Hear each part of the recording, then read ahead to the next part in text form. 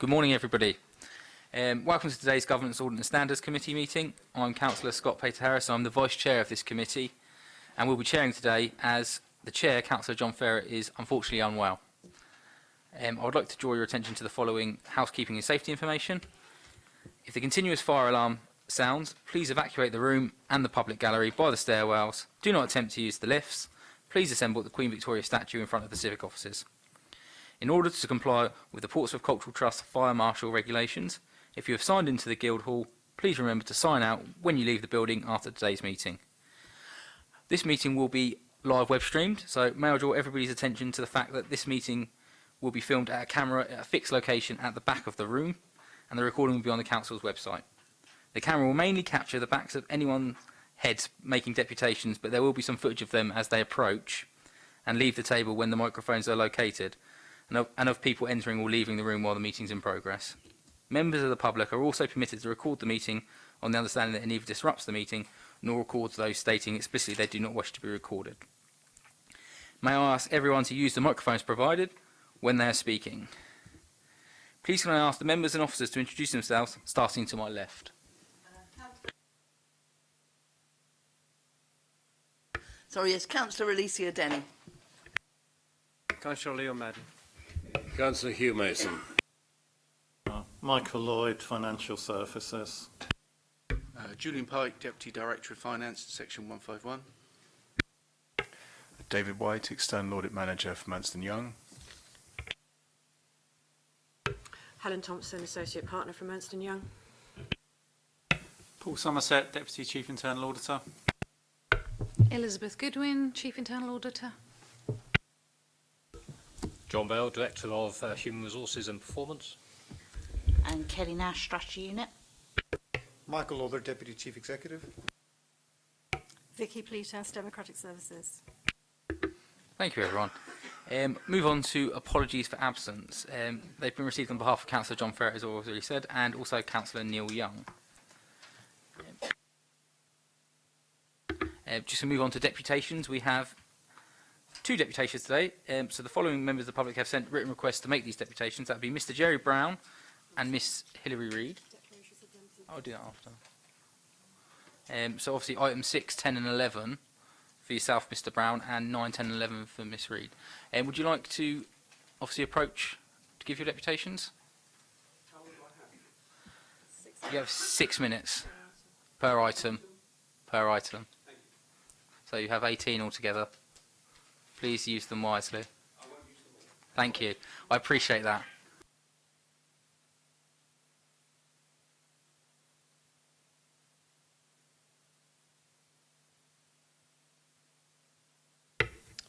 Super, thanks. I have three things that I want to talk about today, items 6, 10 and 11.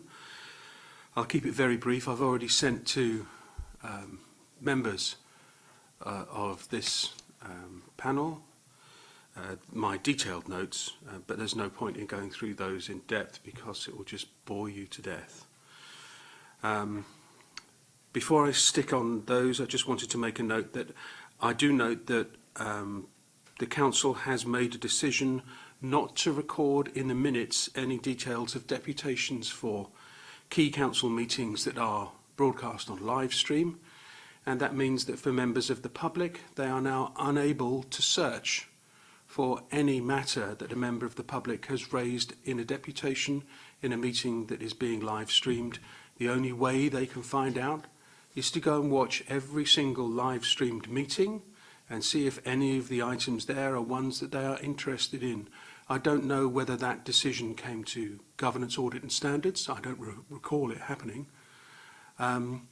And when I asked, I was told that it was to resolve a problem with various parties, but again, I don't remember that being raised. But that's a matter for the committee to decide on, and not something that I'm going to raise formally at this meeting.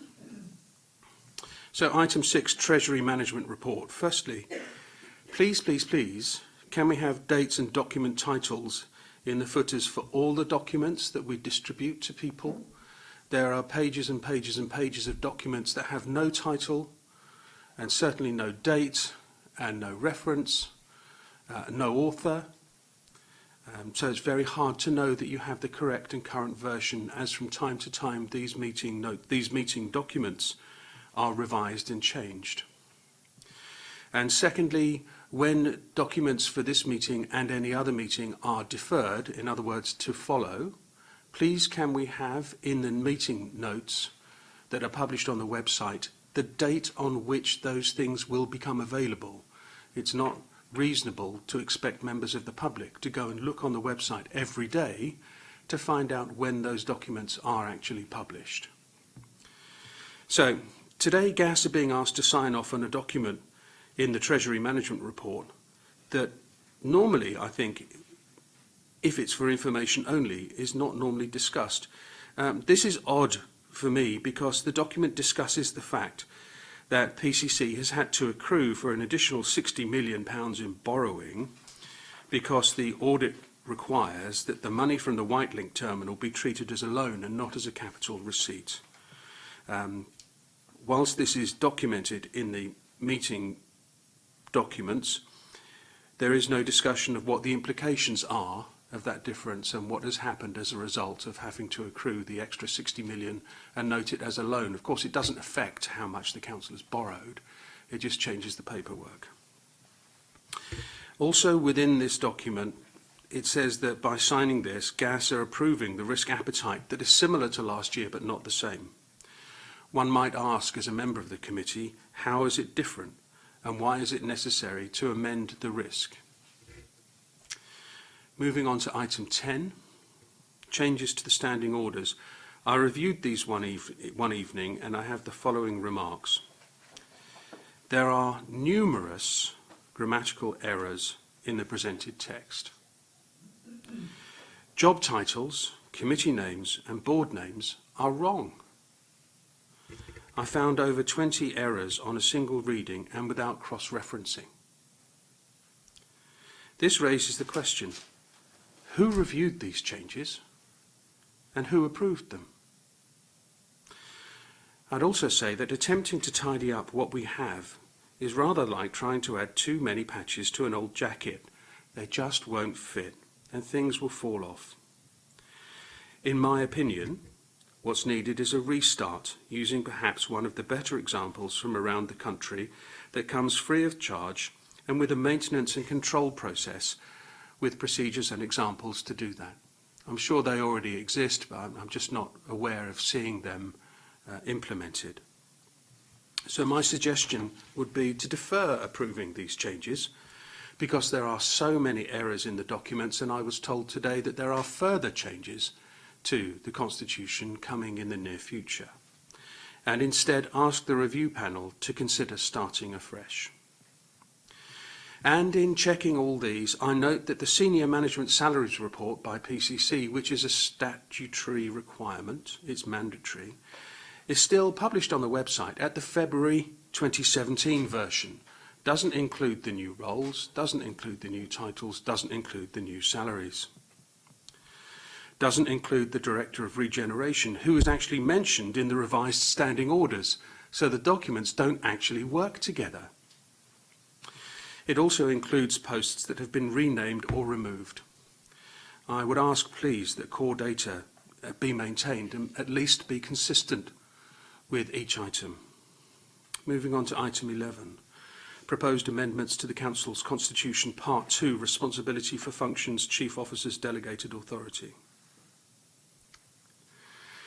Once again, we have a document that's been edited, but in my opinion, not adequately checked before being presented to you for approval today. In section 3, we have some examples. The Community Care Plan, where I think they actually mean the Better Care Fund plan. The lead member, whereas actually I think for consistency they actually mean the Cabinet member. They refer to the Director of HR, Audit and Performance, where on the organisation chart, given it is already a year out of date, but according to the one that's published, it should be HR, Legal and Performance. I don't think PCC has a job title of Director of Culture. I think it's something else. These are merely examples. I haven't done a very comprehensive review, but seeing these, I would think that further work needs to be completed and thoroughly checked before requesting approval from gas. And finally, in this document to change to standing orders, in Part B10, the removal of the requirement to consult gas before modifying the structure, which was removed after Part K of B10, means that a party who has leadership and also in conjunction with the Lord Mayor can change the structure of meetings and the dates of meetings without referral to Governance, Audit and Standards Committee. This is a significant change which wasn't actually noted in the introduction to the changes, which said that it would note all significant changes. So I would ask, please, that for these reasons, the panel considers not approving these items today until they have been thoroughly checked and reviewed. Thank you very much. Thank you very much, Mr. Brown. If we go for Ms. Reid first, and then go to Mr. Brown. Ms. Reid, would you like to approach? Thank you. You have obviously 18 minutes as well. Obviously, use the time wisely, please. Don't think it'll be that long. Morning, everybody. Item 9 is my first deputation, which is about the councillor training programme. I was very pleased to read the enhanced councillor training programme for this year and the draft diary, which is subject to finalisation with group members and members after the May elections. I would like to suggest some further adjustments, and this would be in the welcome pursuit at the last full council meeting of the chair, who wanted more openness and transparency in the business of this meeting, which I thoroughly support. And I wondered if, in making the process of councillor training more open and to the awareness of the public, that every year that when councillors sign their annual declarations of interest when they've been elected, that at the same time they would complete a public log of their councillor training that they've undertaken in the previous 12 months. That wouldn't take very long, and that would be available to residents. It would certainly give residents and voters greater confidence and awareness and grasp of the wide range of duties that councillors actually have, and the enhanced expertise that they would bring to their diverse committee roles and their decision making. And it would also give councillors advantage when they are seeking election, re-election. Looking at the draft programme, I'm pleased that Mackenzie's are to be the appointed external trainers for the equality element. Their website seems appropriately robust to achieve many public benefits, importantly, procuring legally compliant practice.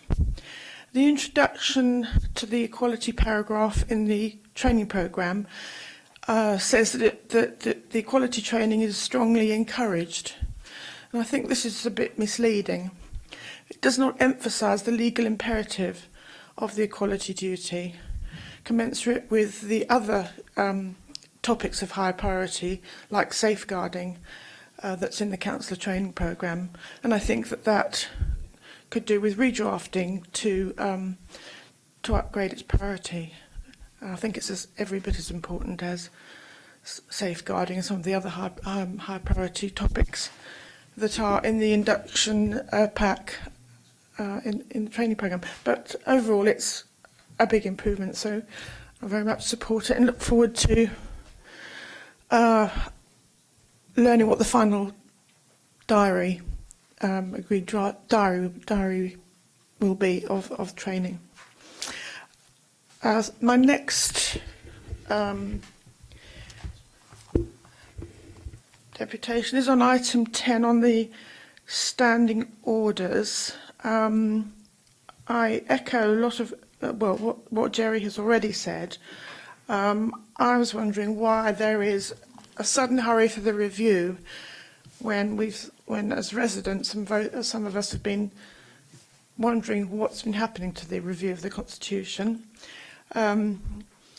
The report refers to the Standing Orders Working Party, but we don't know who that is. What is the process for the Working Party? What views were taken into account in the redraft? There are, as Derry says, various sort of inaccuracies which hint at this being a rushed job.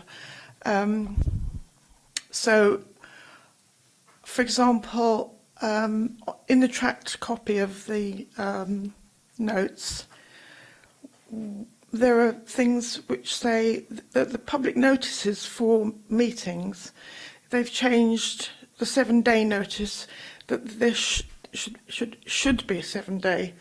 What used to be there will be a 7-day notice for meetings, and now it's just to be should.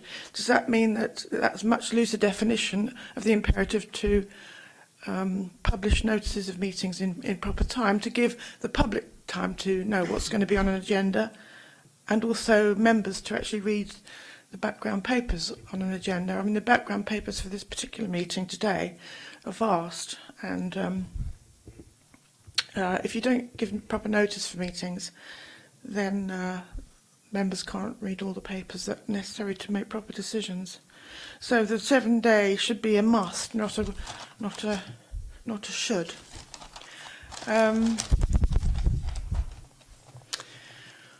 On 32 notices of motion,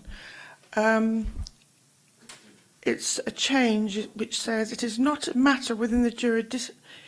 You can't have a motion if it is not a matter within the jurisdiction of the council, but 2 words have been added which says or interests.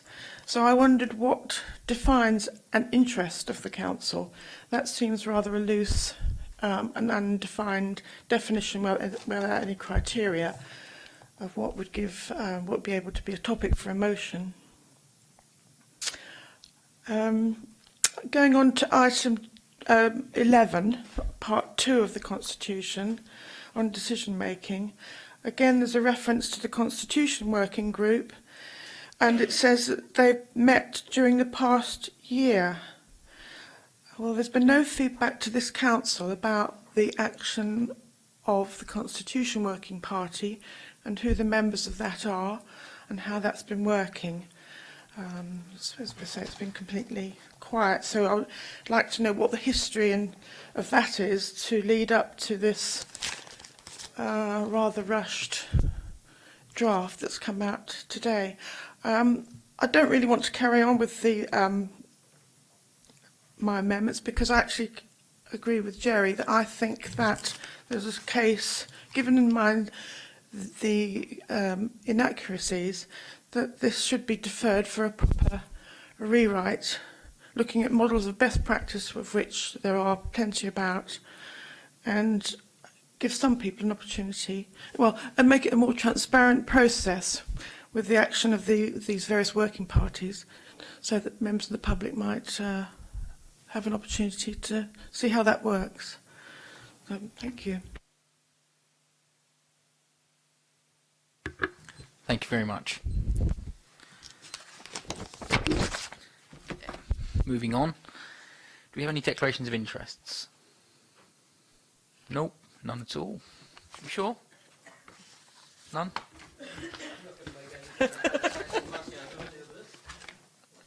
You never just got to check. You never know. We'll sign off the meetings of the minutes of the meeting held on the 2nd of February, pages 7 to 18. Are they agreed? I'm looking at you, Leo, to be honest. I would sign them off. I'm happy with them, but is there anything in there that I'm specifically looking at you? Okay, well, what page would you like to go to first? Can you put the mic on?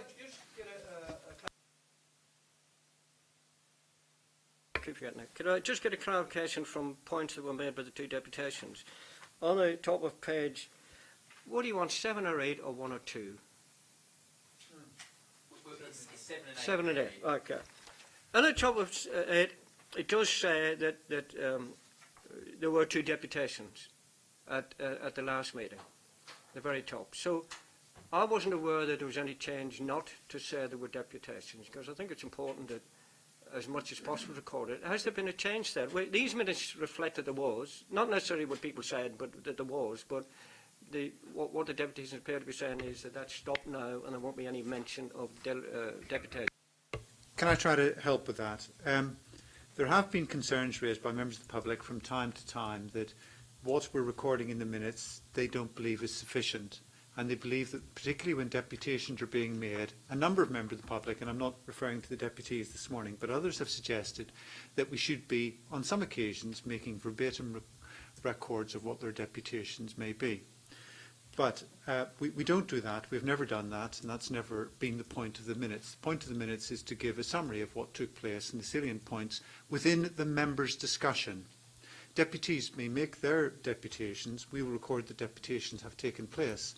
And the deputations themselves are available for people to see in full now, of course, because we webcast these meetings. And indeed, if somebody wants a copy of a particular meeting which has taken place, we will either supply them with a copy of the video itself on CD if they can't access it. And the majority of the population can access it. It's never been raised with me as a concern by any member of the public that they weren't able to access our webcast records.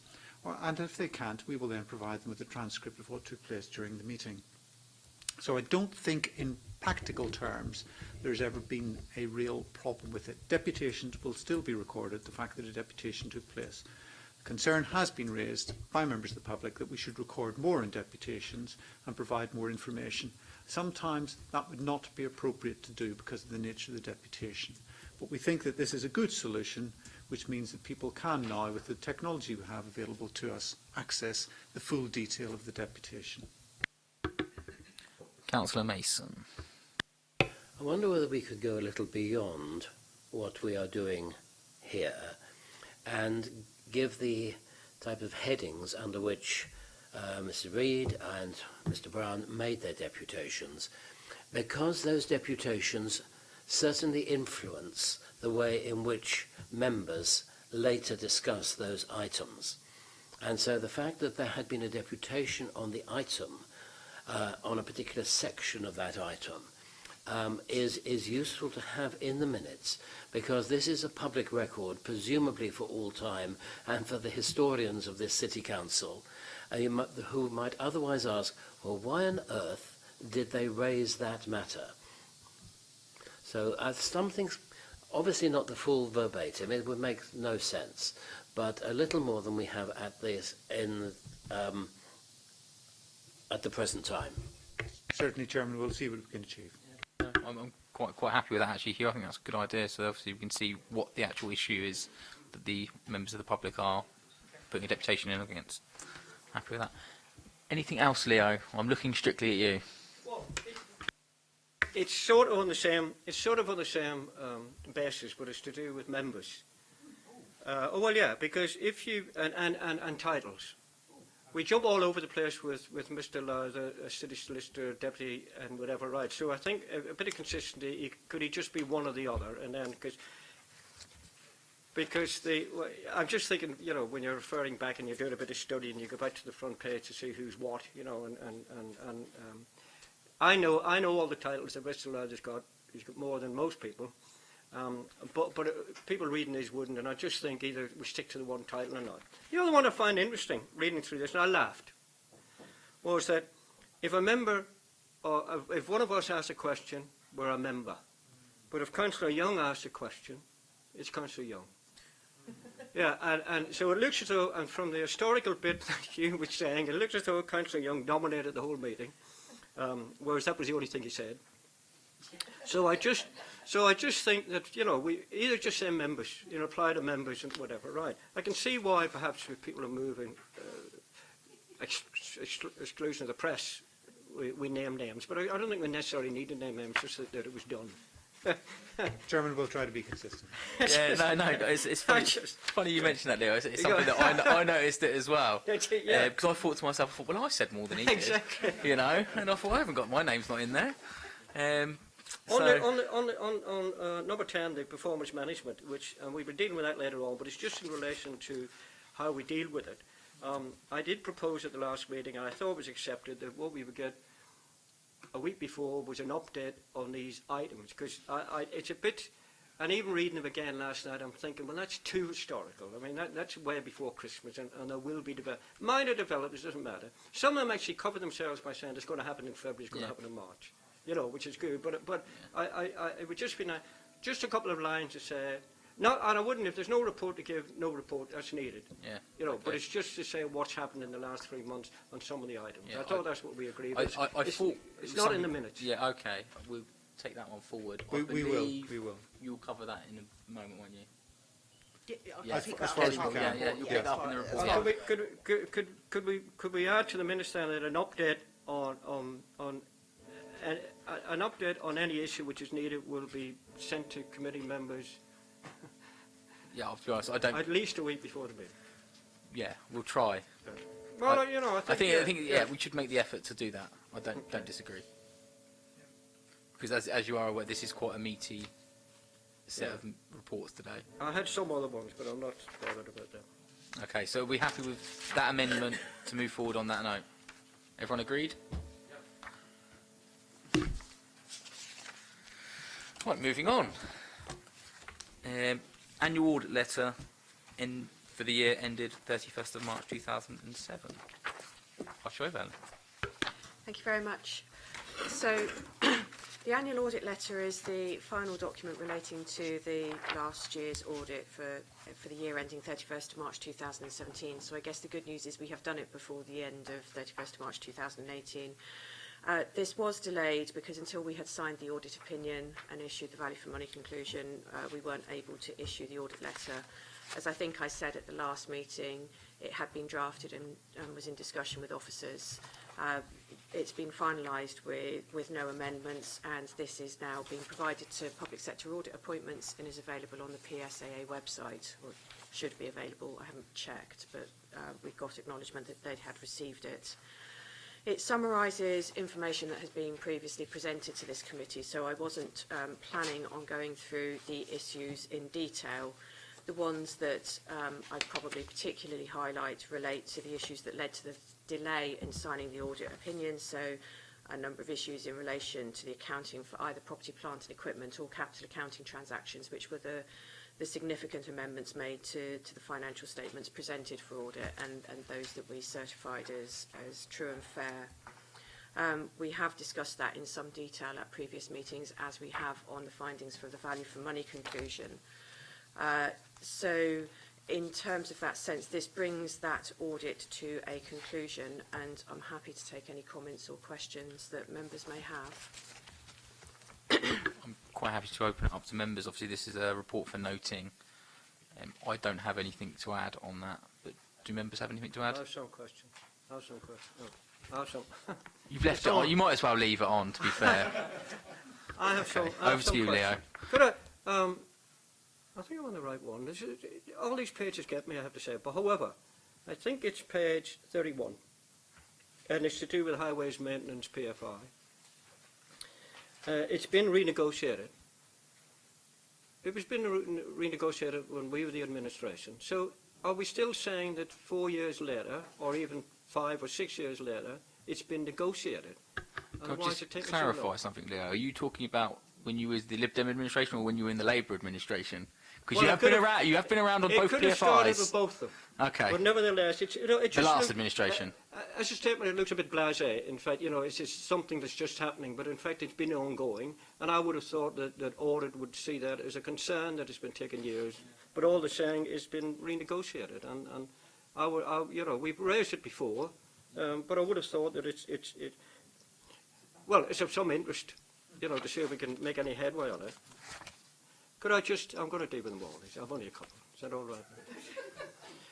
Harbour accounts, again, I'm just bemused by this. That somebody up there says we need them, but we say we haven't had a letter. It's a bit daft in a way, is it? I'll just ask the question, are we ready? Can we press a button and away something goes? So we will continue to discuss the requirement of the officers part of our 17-18 audit, which is coming to an end, isn't it? So, yeah, so I just wonder what those discussions entailed and whether we are particularly bothered about it, and we're going to wait for that golden letter to come. we'll be coming on to the performance bit, but on page 37, all of us have been whinging on about RAG ratings, and it's still not happening. You know, we bring this up at every meeting, and, you know, there should be a template, and everybody should be template. I know the new director or whatever is now going to, I've seen that bit, but I still think that, you know, for the next meeting, everything should be the template, because it's easier for us to read, to do it. And just on page 38, it's such a strange statement. I think it's an audit statement rather than a practical one. We're talking about, as well as the controlled environment remaining stable, staff satisfaction levels also appear to be reasonable. I have no idea what that means.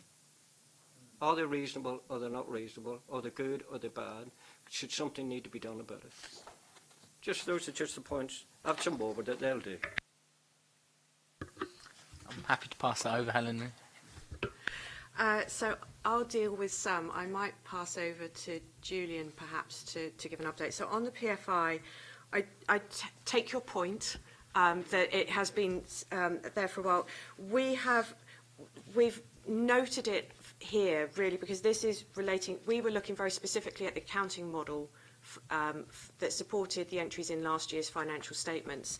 The point that we're really making here is that when there is a conclusion to that, you need to ensure that you go back through the support, all of the documentation to ensure that the supporting model then generates the correct entries going forward. So this is very much, for us, a statement of fact and a statement of something that the council needs to be aware of in terms of the way in which the entries in the financial statements are driven. In terms of where the actual the negotiation process is, that's not for me to comment on. So if I can pass that to you in a moment, that might be helpful. In terms of the harbour accounts, it is as frustrating for us as I think it probably is for you as a council that we cannot get, seems to be impossible to get a sense of clarity about, is there a consequence for not providing the set of accounts? And as far as we can tell, there isn't. What we had agreed with officers, and it is an action that is sat with me, is that we will have a final attempt at going through public sector audit appointments and the NAO to clarify whether this is something that we should be concerned about as your external auditor, because it doesn't fit under our responsibilities as your auditor under the Code of Audit Practice or under the Local Audit and Accountability Act. It's something separate. And so there is a lack of clarity about who actually takes the decision about if there is a consequence or not, because we don't see it's necessarily ours. However, that is an action sat with me. In terms of the RAG rating, I think, again, it's a note from us. I think it's probably a comment is better coming from officers on that one.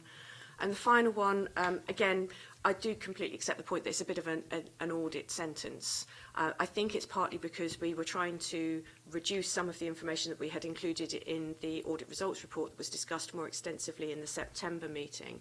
What we were saying here is that we were trying to look, were there any indicators that for this particular issue, which was the role changes and evolving responsibilities within the senior management team, effectively the fact that your Section 151 officer, has his time spread across a number of councils now, and there are other joint arrangements in place.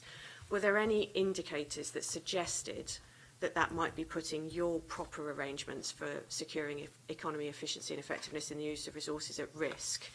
So we looked at whether there had been any diminution in the internal control environment, and we also thought that looking at staff satisfaction levels would give a proxy for whether there was any impact of those changed arrangements in how your staff were feeling. I think what's happened is we've truncated that explanation probably a little bit too much here, and hence your comment, Councillor. So I think it's a fair comment, and we'll reflect on trying to avoid that in future. So, Chairman, I don't know if Julie wants to pick up the PFI point at all. Thank you, Chair. The comment I would make on the PFI renegotiations that are going on at the moment is Councillor Madden is correct. It has been going on for a number of years.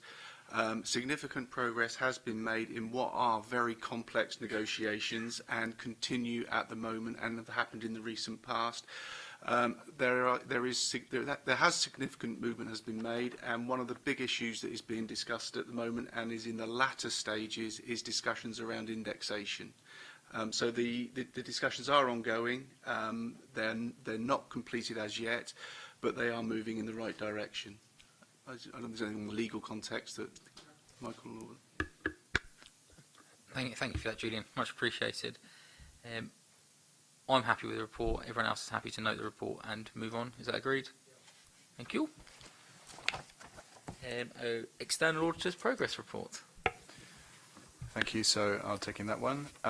So this progress report effectively is picking up from where the progress report that we gave to the last gas committee meeting left off, and going through back over some of the work that we've done at our interim audit visit, which has taken place in February since the last meeting, to give you an update on some of the points which we said we were going to do and which we have now made progress on.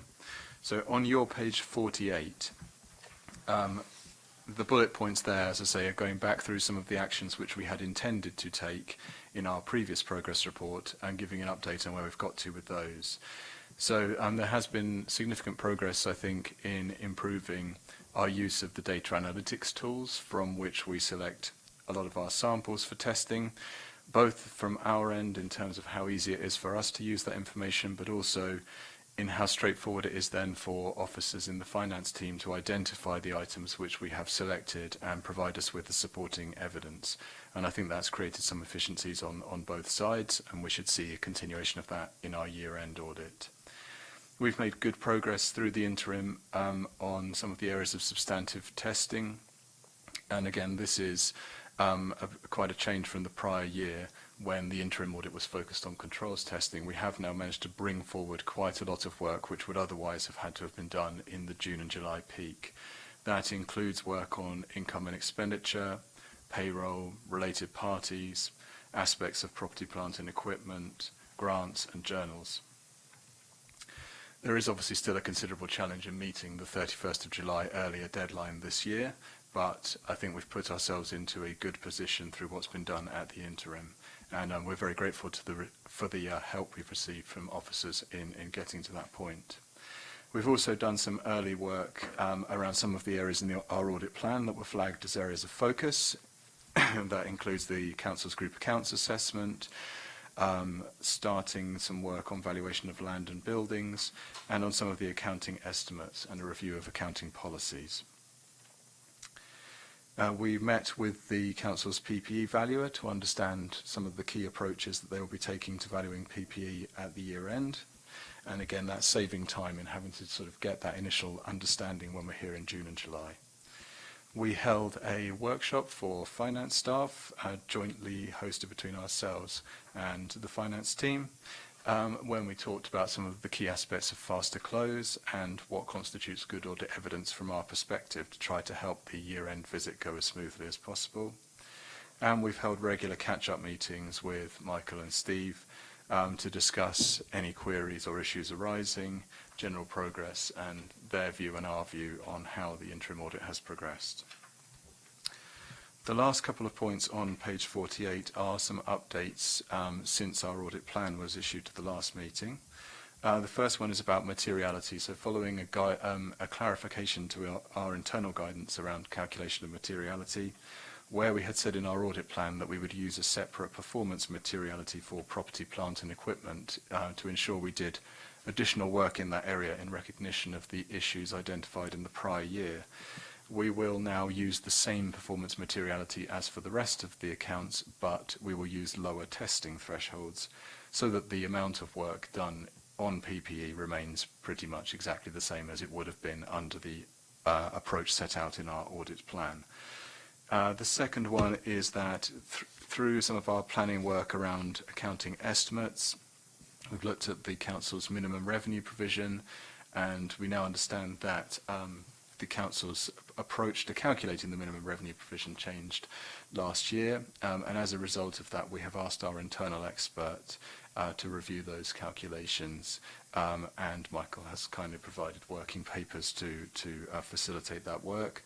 That is likely to lead to a scale fee variation, a small scale fee variation, as it's over and above the ordinary audit work that we would carry out. And that is common to all councils, I think, that have changed their minimum revenue provision approach in recent years. Our year-end audit is due to commence on the 25th of June. And in the meantime, we will keep in touch with officers to understand any emerging issues through the production of the accounts and anything that we need to sort of be aware of as red flags for the year-end.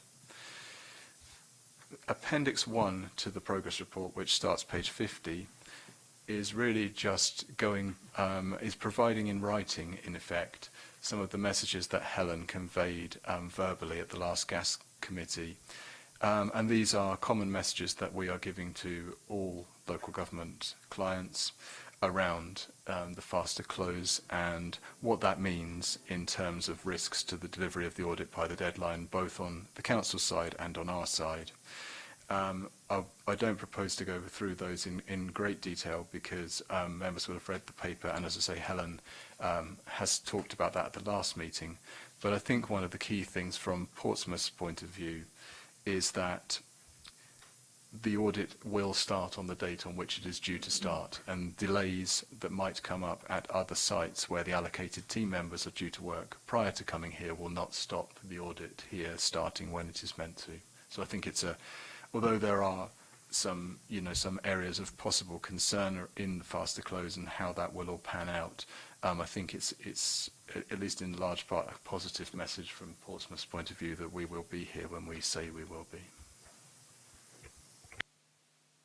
Thank you very much. Over to members. Do we have any questions at all? Councillor Mason.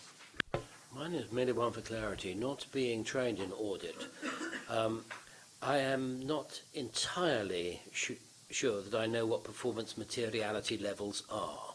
What do you mean by performance materiality, and what are the various levels?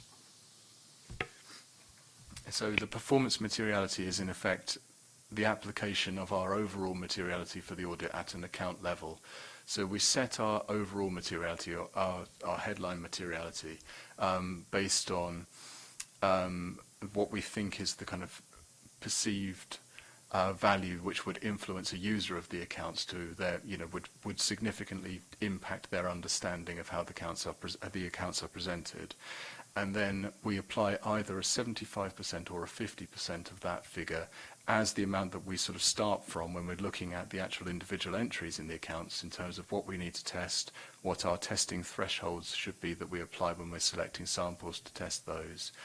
And that is based on what do we think the likelihood is of identifying errors in the accounts as a whole, and what would the value of those be. And so if we were to set our performance materiality at 50%, it's suggesting that we think that we would find, there is a likelihood that we would find more errors in the accounts than should we set it at 75. And in a general sense, our understanding from prior years is that we don't expect to find a particularly large or high value number of errors in the accounts, but the one area that did give us some pause for thought was property, plant and equipment, because that was where the issues were focused last year. But our audit approach, as clarified, suggests that we set that performance materiality at one level for the whole accounts, but reduce the testing thresholds that we use against property, plant and equipment to ensure that we're doing further work in that area.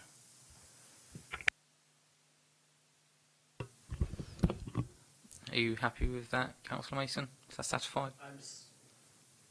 I'm not entirely clear, but I'm much clearer than I was. Okay. Yeah. Would it, if I may, Yeah, of just course. a question to Councillor Mason, would it be helpful if we maybe provided outside of this meeting sort of some of the numbers and how it works through, so just a slightly more detailed explanation to help you understand it a bit better? That would be helpful, yes. Okay, we'll put something together, sort of, we'll try and keep it as brief and high level as possible, but something that just helps you understand how it works through. Appreciate is we could, because we're trying to update something that we'd already reported, we understand the point behind the question. That'd be much appreciated, and if that could go to all the members as well. Of course we can. Yeah, thank you for that. I much appreciated. I have no other questions to add on to the external auditor's report. Do we have anyone else who have any questions? No, we're happy to move on. Treasury management. Item 6, Treasury management policy. Over to you, Michael. Yeah. This is a report which goes to the Cabinet and City Council for approval and is brought to this committee for scrutiny. In terms of what we're asking you to consider, the first one concerns the provision we make for the repayment of housing revenue account or council housing debt. The housing revenue account is challenged at the moment because the rents are being reduced in line with government policy, and that is creating an issue, and therefore there is a recommendation that we no longer provide for the repayment of the self-financing payment, which will save the housing revenue account around just under £3 million a year, but will of course result in the housing revenue account having to pay more interest. The next recommendation is that at the moment the limit on the divide between specified and non-specified investments is 364 days, and we're proposing that it be increased to 365 days, which will bring it into line with government guidance and also with the accounting definition of long and short term. Similarly, on the maximum duration of investments in corporate bonds with a BBB plus credit rating and the unrated building societies in a strong financial position, it's also recommended to increase the maximum duration of that from 364 to 365 days in order to be consistent. The next recommendation concerns the maximum duration of bonds that we intend to purchase from Hampshire Community Bank, and we're seeking to increase the maximum duration from 6 to 10 years in order to bring the Treasury management policy into line with the draft funding agreement with the bank. The next recommendation concerns the risk appetite statement, and it's consistent with last year, except that I think we change lower risk to low risk, but it is important that members are happy with that statement.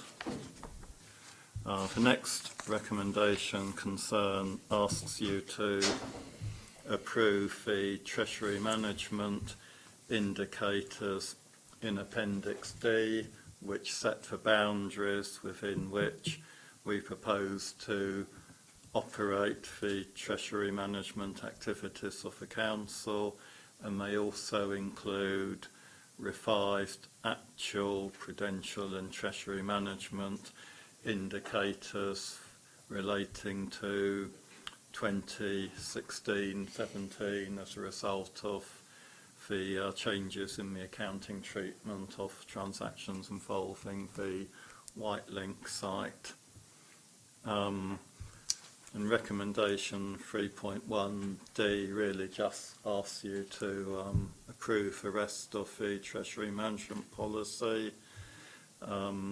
Recommendation E grants the Section 151 officer and officers nominated by him delegated powers to undertake treasury management activities.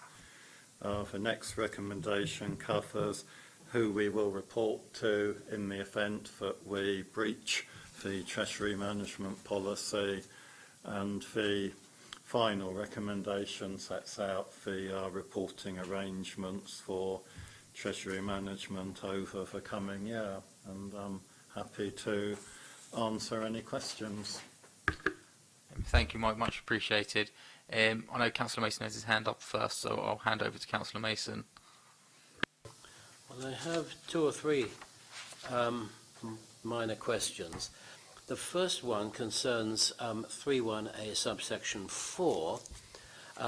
Reading what you have put on page 93 about the change in policy from buying bonds, purchasing bonds, changing to 6 years to 10 years, is this not premature? Because you state that these will be secured against tangible assets. So far as I can see from reading Category 15, the Hampshire Community Bank does not yet have a banking licence, is not yet in business, and therefore does not have a loan book of sufficiently good performing loans to be able to secure our bond purchase against. Therefore, is it not premature to change from 6 years to 10 years? Is this not increasing our risk considerably and not sensibly? That's my question one. I'll go with that one first. Yeah, helpful. Situation with Hampshire Community Bank is, as you say, they don't yet have a banking licence. A banking licence is only required to take deposits. It's not required for them to sell the council bonds or for them to on-lend that money. And the purpose of creating the facility is really to enable Hampshire Community Bank to gain the experience they need to obtain the banking licence. In terms of the security of those bonds, in the event of one of those loans not being repaid, Hampshire Community Bank would, well, the first thing is all the loans will be secured on land. So if the borrower doesn't repay Hampshire Community Bank, they should be able to recover their funds from a charge on the land. In the event of Hampshire Community Bank itself defaulting on their repayments to the City Council, the Council will have a charge on those loans, and those assets of Hampshire Community Bank will pass to the Council. So, I mean, I feel that that lending is actually pretty secure. So, to follow that one up, if I may, Chairman, so how good is their loan book at the moment? How much are their loans? How much is out on loan? Do we know? I believe they have a loan book of approximately £1 million at the moment, and I believe that that funding was largely provided from the government. I think it was a business of, was it industry and It's commercial organisations only. So basically it is not secured, as you suggested it is, on lands, but it is actually secured on loans from government and local government, and this does seem almost as if we're in a circle here, that we are purchasing against a loan book which is secured on the fact that we and others have given them money to stand up, not on a traditional loan book secured on lands or property. Correct? I think there's a distinction, because their current loan book as I understand it, was funded by the government, and those loans are not secured. The funding we're providing will be secured.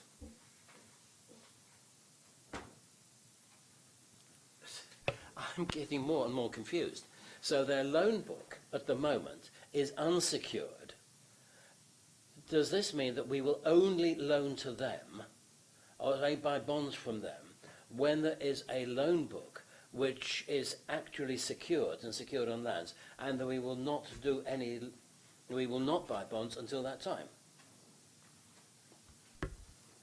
The way it will work is that each bond will be secured on an individual loan granted by Hampshire Community Bank, and it will effectively be back-to-back lending. Right. Okay, so that is unlikely to take place for some time because, as you say, their loans at the moment are of a different sort. So is it not premature to make this change now? Should we not be making the change at a time when we are more secure in our secure judgments can be made on that bank? Sorry, can I come in? Members will be receiving a briefing note shortly that sets out where we are in relation to Hampshire Community Bank receiving its banking licence, which will then enable it to lend to non-commercial organisations. Based on their current plans, they are expecting to be able to get their banking licence through from the Bank of England by the third quarter, by October, November, December of this year. So what we're proposing to do in the Treasury management policy here is to put the infrastructure in place that will enable us to make buy those bonds in the future when the security that we require to purchase those bonds is also in place. Right. Could that answer please be minuted? Yeah, Because, no, I think that it is going much greater clarity than we have under your statement on clarity on 15. May I ask my second or third questions, which are much shorter? Actually, no, that's fine. On that point, actually, I think it's a great point. It has to be minuted because until you actually said that, I was actually getting a bit lost, probably like you were, Hugh, because I seem to be going around in a bit of a circle and trying to understand it. But no, thanks for that. And it will be minuted. Yeah, please go on to your second question. My second one, page 94, we have money lodged with Lloyds Bank to guarantee MMD's banking limits. In what way is it lodged with Lloyds Bank? What interest are we receiving on that money which is lodged? Are there alternatives which could get us a better return whilst that and still be able to guarantee MMD's banking limits? And we have been in discussion with Lloyds, and we have offered letters of guarantee from the council, but they've insisted on a deposit. That deposit, unfortunately, is not interest bearing. I'm the and that's it really. Given that this is over £500,000 of our money, which is put into Lloyds Bank to underwrite MMD, is there no way, in discussions with Lloyds Bank, we could at least get some return on on the money which is deposited? I'm quite happy to go back to Lloyds Bank and ask them again. Please do.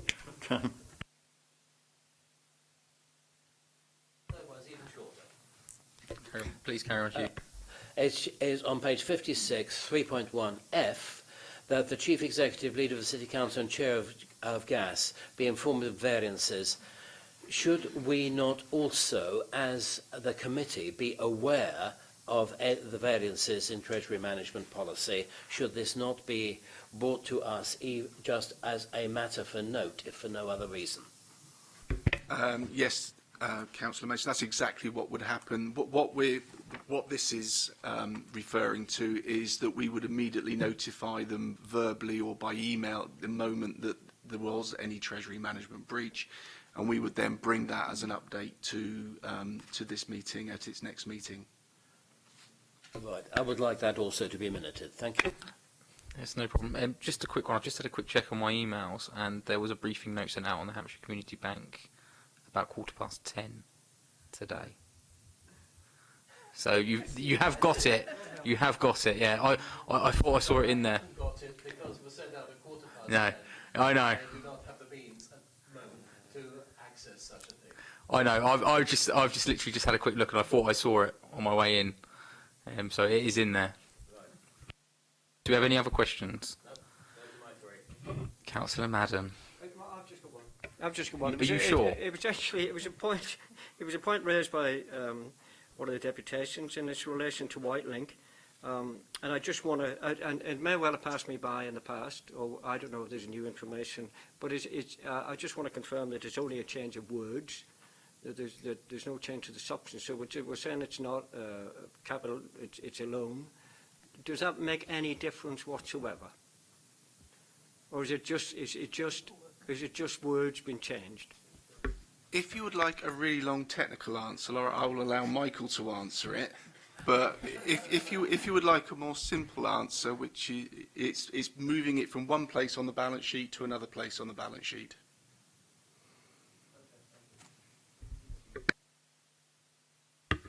Happy to move on. Do you want something? Yeah, of course you can, Lucia. Yeah. Yeah, I've just got one small thing. On 3.1E5, where we're talking about foreign currency and hedging options, do we have much involvement or exposure in this? We don't have a great deal. It comes about when the council enters into contracts which are either denominated in a foreign currency or alternatively are subject to exchange rate fluctuations. In reality, those contracts invariably relate to major engineering works at the port.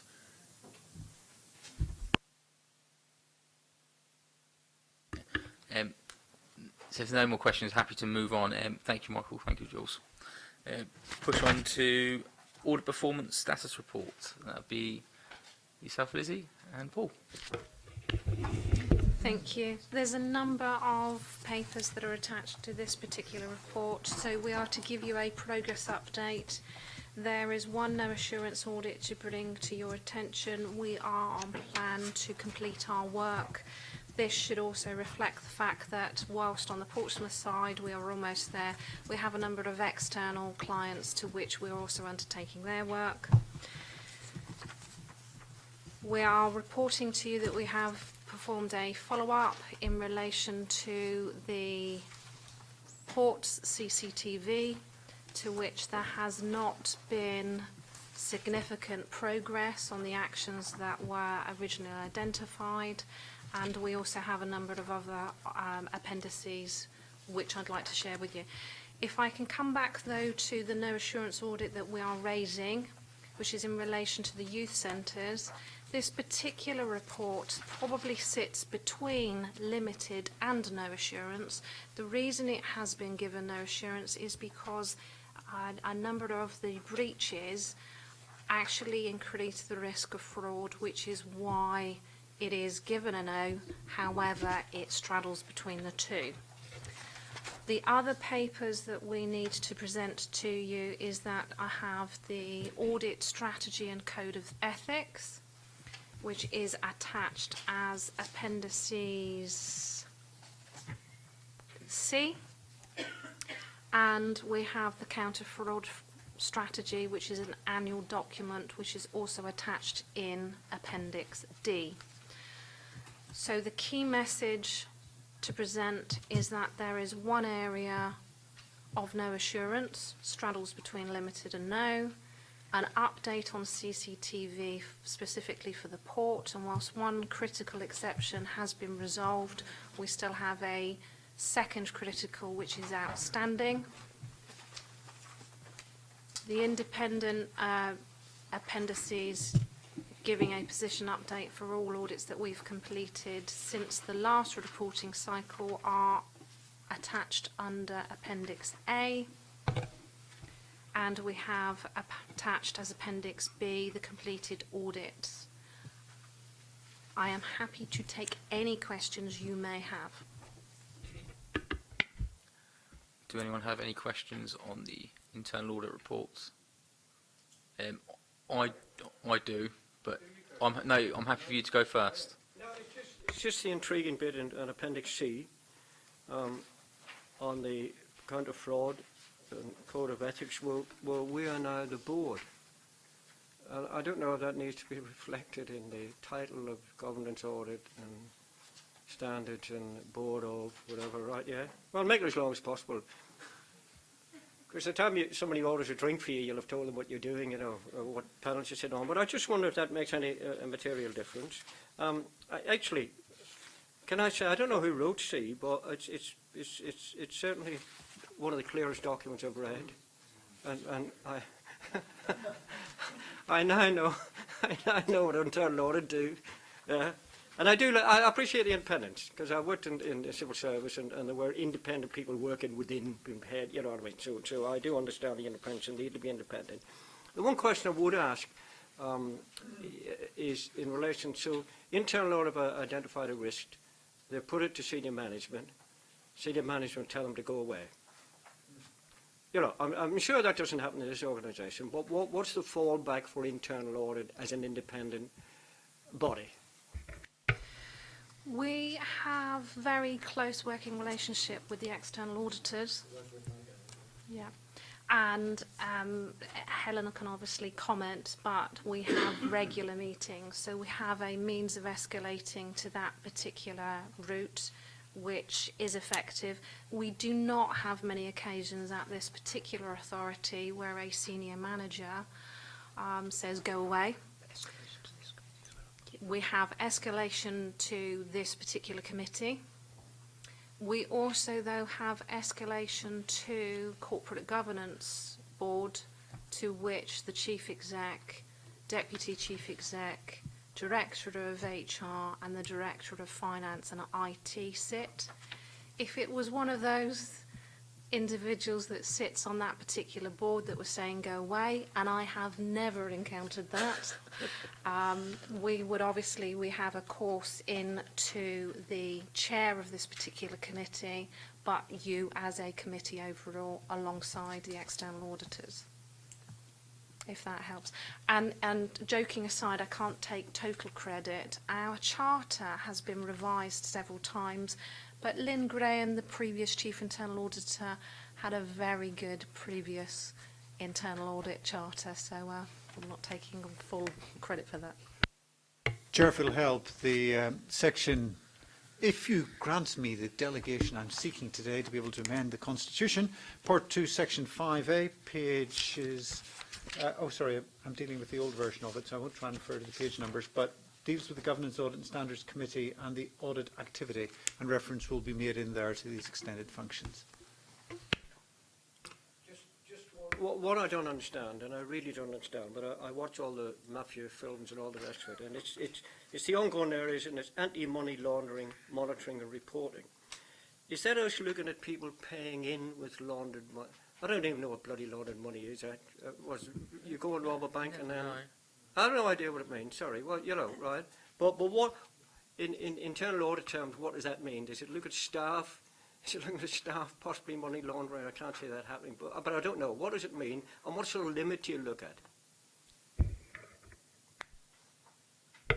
I think I would like to get a little bit of clarity as to whether the limit is currently published, because what it means for an internal audit, or what it should mean for any organisation, is if you have regular payments being made of a cash nature, regardless of what the payment is for, there is legislation that requires anybody that is receiving the money, and this, to be honest, it's banks that it is more prevalent in, that anybody that is receiving regular payments from the same individual have to undertake particular checks on the individual that is paying the money. Now, you hit two different thresholds. So you have an enhanced verification and you also have a lower level verification.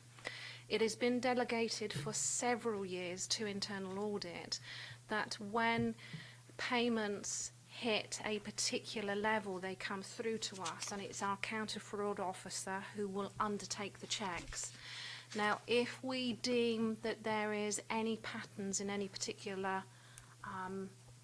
for any particular payment or for any particular individual making the payment, we are legally bound to report that externally, and there is a very secure portal for us to present that on.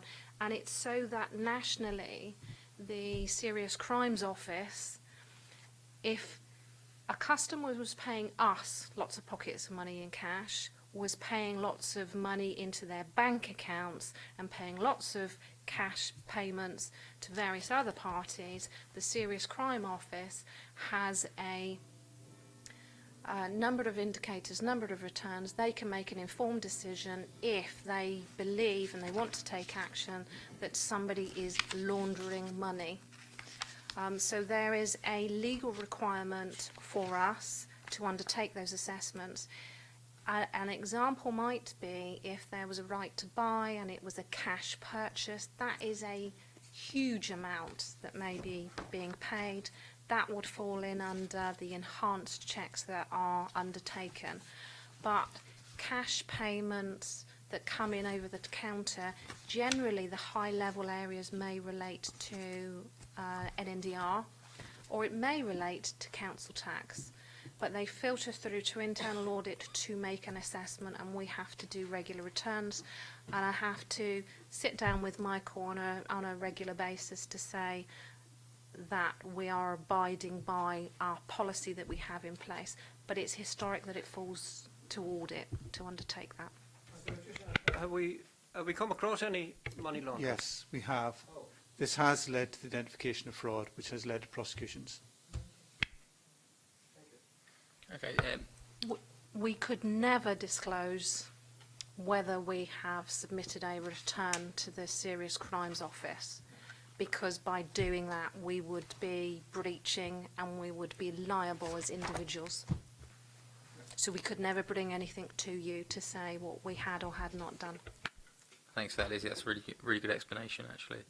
I just want to talk about the new areas of concerns, and thankfully, when I went to see internal audit last week, they give me a lot of information on the youth centres. So thank you for that. Actually, pass that on to your team as well, because that was really nice. But also on the youth centres, it doesn't specify if it's. It says in the report youth centres, but obviously on my appendix it says community centres as well. So I just want to clarify: is it youth centres and community centres, or is it just youth centres? In effect, it is both. We can tell you which ones it was that we physically went out to. We have a number of community centres to which there are youth centres that sit within. So we've probably not helped in any capacity with kind of having that language and that terminology. The ones that we went out to visit were ones where it is our members of staff that are undertaking any activities, collecting money and so forth. So we would not get involved where it is a centre, and whilst it might be our building, it is not run by us, but these were ones that were run by us. If it is helpful, I'm more than happy that we share what we passed over to you wider to the other councillors, if it gives a little bit of extra context. Yeah, I think that would be good if you could pass it over to the other councillors, because I think it's worth having that information, because my impression of community centres are that they were obviously, from the outside looking in, members of the public, for example, would think they were all run by PCC when that's not always the case. And I think that's where some of the reporting in here could be a bit different. And I think this is where members of the public need to know as well. So I think that would be good if members of the panel could actually have that information. Okay. I don't have any more points to add. Do you want to add something, Hugh? Reference Appendix A1, pages 130-131. The CCTV at the port, you were seeking assurances. You've got three follow-up results here, which are factual, but your follow-up audit assurance says that you have limited assurance. In what way is it limited, and to what extent are you operating to try and make sure that when this comes back to us, you have full assurance? What are you doing? We have 4 levels of where we give an overall opinion. So we have opinions for the individual areas that we may look at if we undertake specific testing, perhaps 5 or 6 areas. That will give an overall opinion then on the overall system. So we had originally given this particular activity a no assurance. We weren't giving assurance because there were too many issues and they were too severe for us to give it anything other than no. When we undertake a follow-up, we need to see whether there has been significant progress, but we also need to reevaluate the original assessment that we gave, which is why we have downgraded slightly to a limited.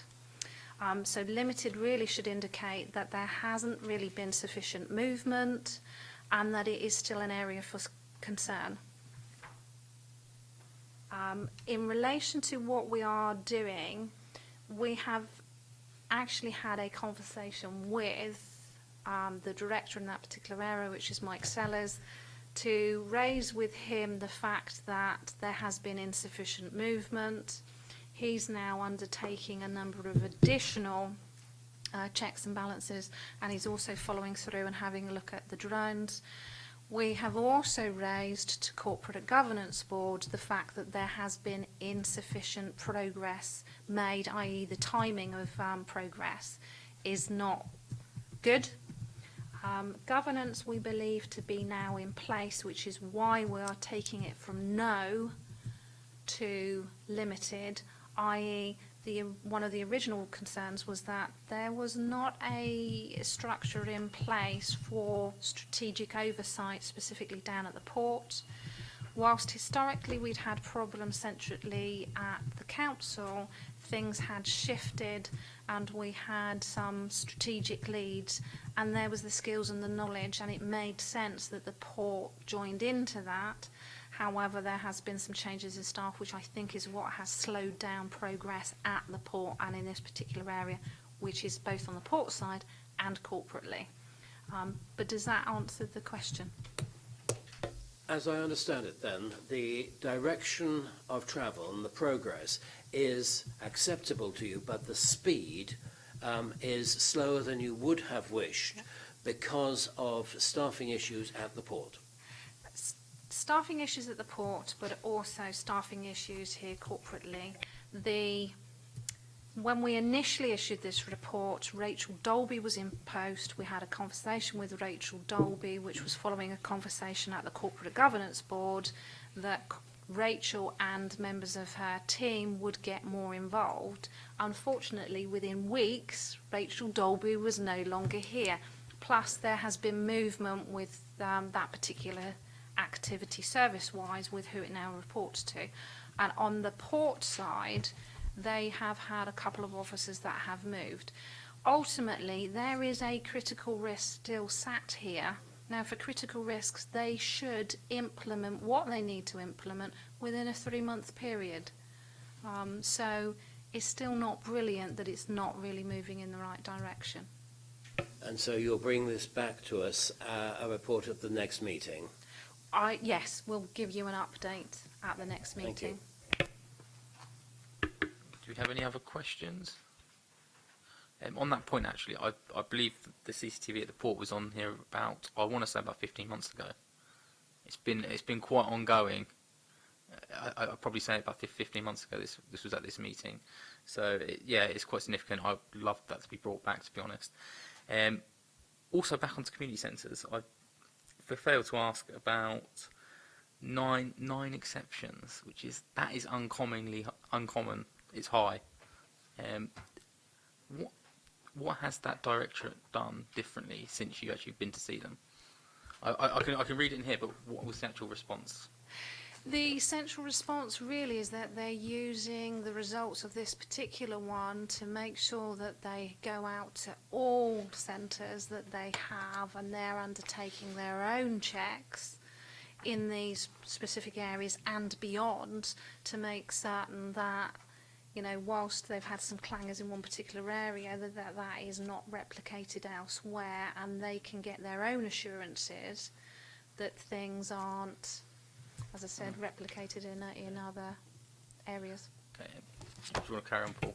Just to add on to what the director's response was, they did request a follow-up within a short period of time, which we would have done anyway. Good. So we are going back in April to follow that one up. Thank you. And also, just so you can clarify for the members here, how many community centres you visited? We visited, for that particular report, it was 4. 4, okay. Thank you for that, Alicia, much appreciated. And can you just make sure you circulate the information that I had for everybody else? Thank Yes. you. Do we have any other questions before we move on? No, I'm happy with that. Is everyone else happy?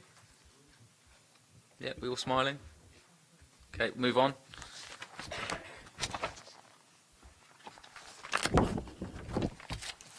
Move on to the quarterly performance management update. To you, Kelly. Thank you, Chair. So I think everyone's here familiar with the format of the quarterly report, which we bring you on a regular basis. I think probably this time it just bears thinking a bit about the format and the way we're managing it, because I think, you know, it changes year on year depending on the appetite of the committee. I think we've now got to a position where the report is, you know, very, very chunky. There's an awful lot of information in there. I think it's quite rich and valuable information, but nonetheless, I do completely appreciate that we've got to the stage where it's probably, in some ways, quite difficult to digest that information. And we will be looking at how we can slim that down for the next year. And actually, we've got to a point almost where we now have strong compliance with the performance reporting framework. So now we probably need to start getting to the actual really significant things within that. And I think that's a cycle we've been through before. It sort of grows, it slims down, and then it probably grows a little bit to bring in some more information. I think the other point that's becoming increasingly pertinent is this issue about real-time information. So our conventions always bring that we report at the end of a quarter, as stated in the report, but I think rightly people want to know, well, that's all right, it was that at the end of the quarter, what does it look like now? And I think the way we're going to try and manage that is through the briefing sessions, working through with the chair out which ones might need a particular update, just to make sure that members are being informed of a more real-time position at the meeting, rather than relying on that convention about it sort of always being the end of the quarter.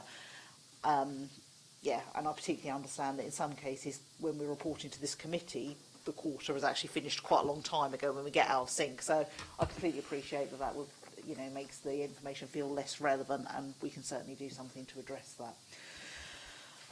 In terms of things to bring to your attention this time, I'm conscious the chair often sort of asks, well, is there anything that we would particularly need to look at? I think you've, in previous meetings, looked particularly at the issue of some of our older people services, and I think that's probably been valuable to the committee.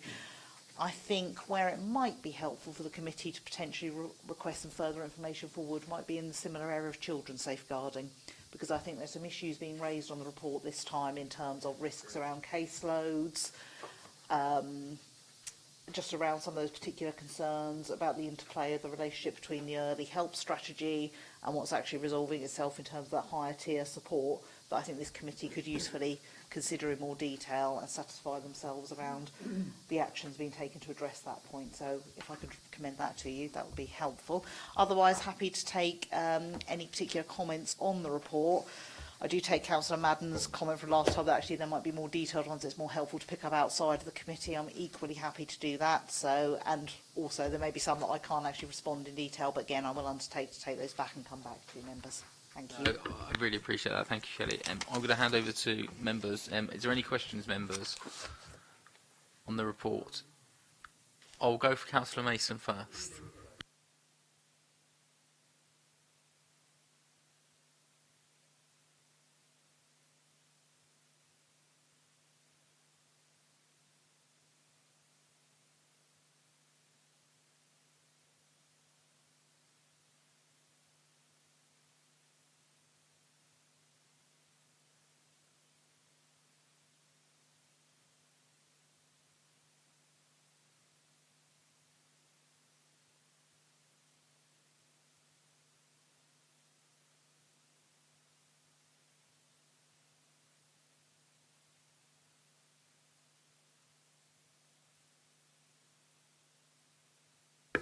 That's not something I can respond in detail, and I looked at Jules' face. I don't know that he's got the appetite for that now, so can I come back on It's that not one? something I'd like to respond to off the top of my head, not being an expert in the energy market.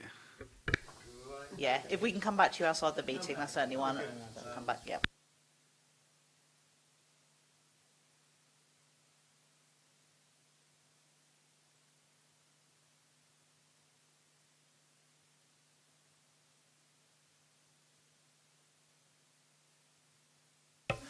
My apologies.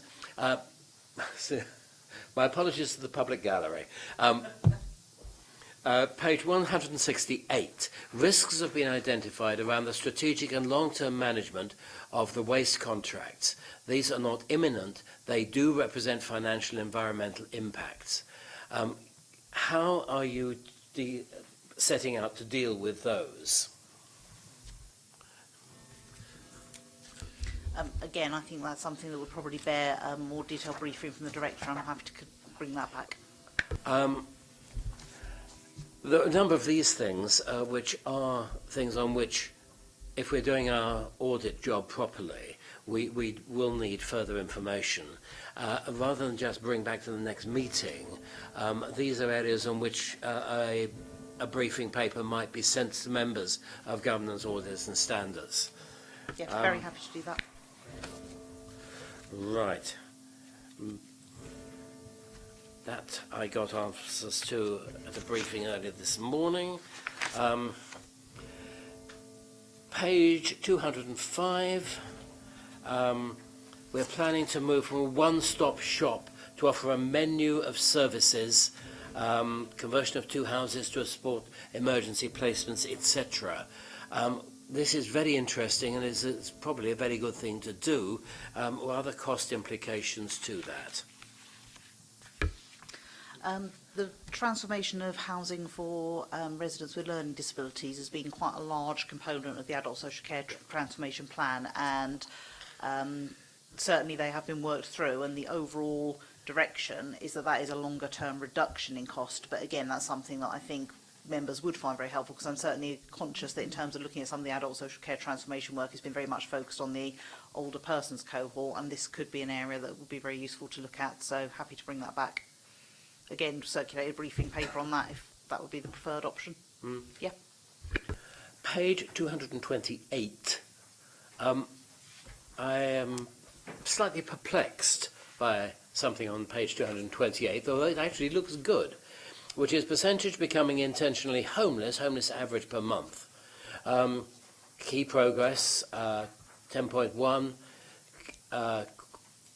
quarter 1, quarter 3, 5.6, quarter 2, 4.0. This is due to a number of factors, including a rise in case complexity and capacity issues. So,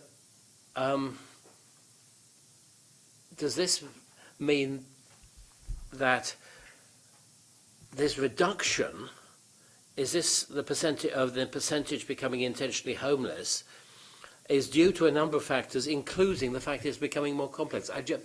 This doesn't seem to make sense to me. I'll seek clarification on that point.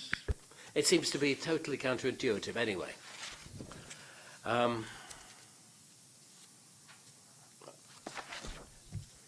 Where else have we got to?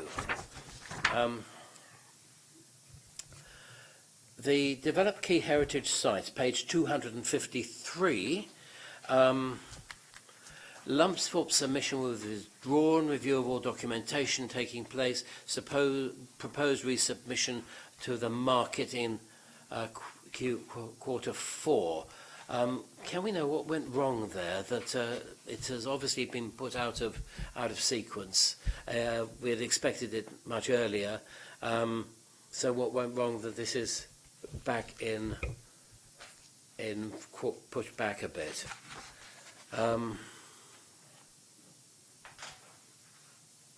No, those were the only ones which I had there. Those concerns is going through. But I think it would be useful to, on those, having flagged them up, having seen them, and it's very useful to have this amount of detail. There are areas in which we can probably be satisfied just by a note being distributed, but I think we do need to be satisfied on those. Thank you. Are you happy to obviously provide the briefing notes as they asked by Councillor Mason? I think excellent points, you, so I'm happy for that as well. Over to you, Leo. You've got 5 minutes. No, you're fine. You've got as much time as you like. No. 5 minutes would be more than enough. Just on the general point, and I know some people don't like rag, but that's what it is. It's red, amber, or green. It's not. It could be amber. It could be green and amber. We've got a couple of those in there. Yeah. Well, yeah. That's dangerous stuff. But it just if we're doing a pro forma or whatever, I think we just need people to say you've got to make your mind up. Whether it's amber or whether it's red, and I know people shy away from putting red in it. Of course they will, but that's life.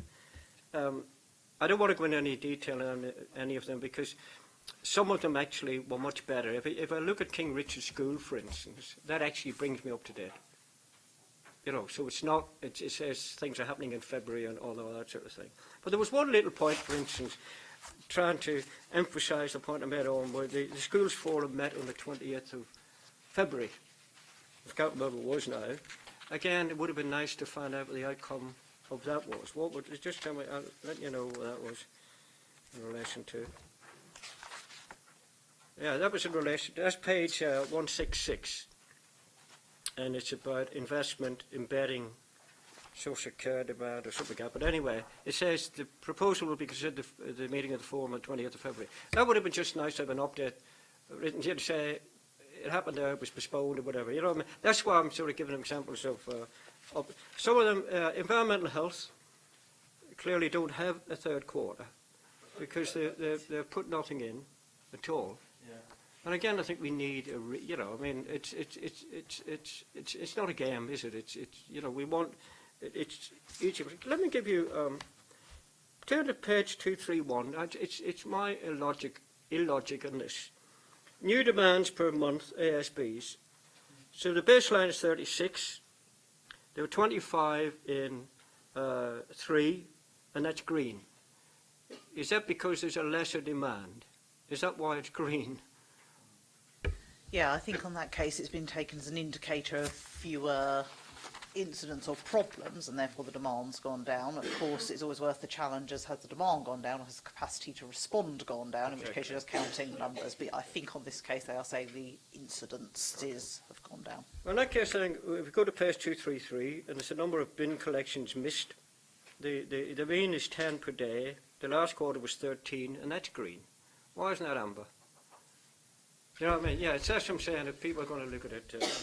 Yeah, and I'll certainly take that back. What I would imagine that would be, because there are some of these that if things are within a certain tolerance, they will still be considered to be green. But it's worth actually saying whether that's green because it's within a tolerance or because of a trend. So that can certainly be clarified. Thank you. Do we have any more questions, Councillor Mason? Yes, page 176. Third point, reduce offending, data from youth justice boards.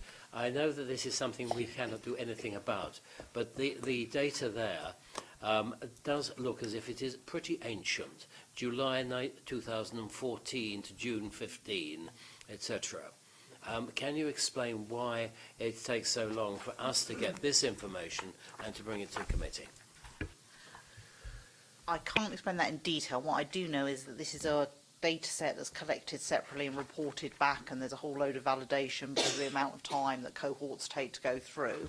What I would say on this one, and I do know this indicator because we went through it at the management team of the group in question, the red indication at the end reflects actually a current feeling about this indicator. So I think there is something that the management team is saying, regardless of the official data taking a long time to come through, applying what we know locally around this, we have a concern that this is not moving in the right direction. So I think the red there is trying to draw your attention to it as an area of concern from local intelligence, regardless of that the official validated data is a little bit out of sync.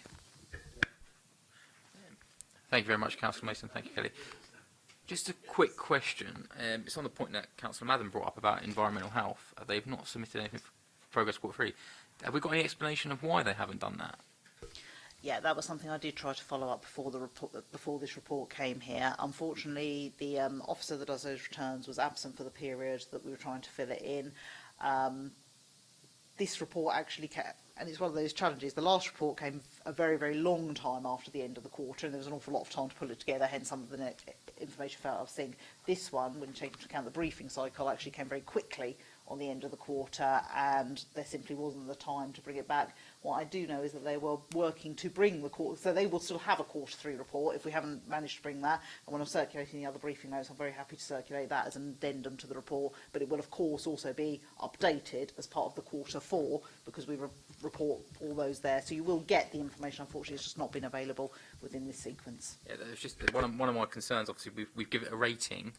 We haven't actually got any information, and that is obviously a concern for us as a committee, because we need that information to obviously assess if there is a problem there or if there isn't. And at the moment, I would be very uncomfortable by talking about anything in detail in that section. And the rating that's on there in terms of the RAG rating refers to the Q2 data that was last reported. Okay, so when that's obviously ready, can you just obviously circulate to the committee so we have as much information as possible when we come towards the Q4 report? Thank you. Do we have any other questions? No? Are we happy to move on? Thank you very much. We'll move on. Thank you very much, Eddie. Much appreciated. Councillor Training and Development. Is that over to you, John? That is over to me, Chairman. I mean, members who have been on the committee for a while will know that we do refresh the training programme for members on an annual basis. Obviously, we're keen to do it now to at least have a reasonable agreement around the training offer prior to the elections in May, when obviously we may or may not have an intake of newer members. You will have seen from the report that we are proposing that the training really falls into 4 categories. There's the initial kind of induction training, if you like, that we would propose that all members have when they're new to being members. Then there is training which is specific to members' roles on particular committees, and that obviously includes this committee. Then there's training which we would say is sort of required for all members, particularly around areas such as safeguarding. And we've got very clear external sort of drivers for wanting all members to have attended that training. And then there's a sort of a category at the end around sort of personal development, which is much more kind of optional training for those members who may sort of feel that's helpful for them. I think both to fulfil their existing roles as members, but also sort of to gain skills that might be useful to them sort of in other parts of their lives or in their future careers as well, which I think is an important responsibility on us as a council to address that. So the brochure obviously reflects those various aspects of the training offer, and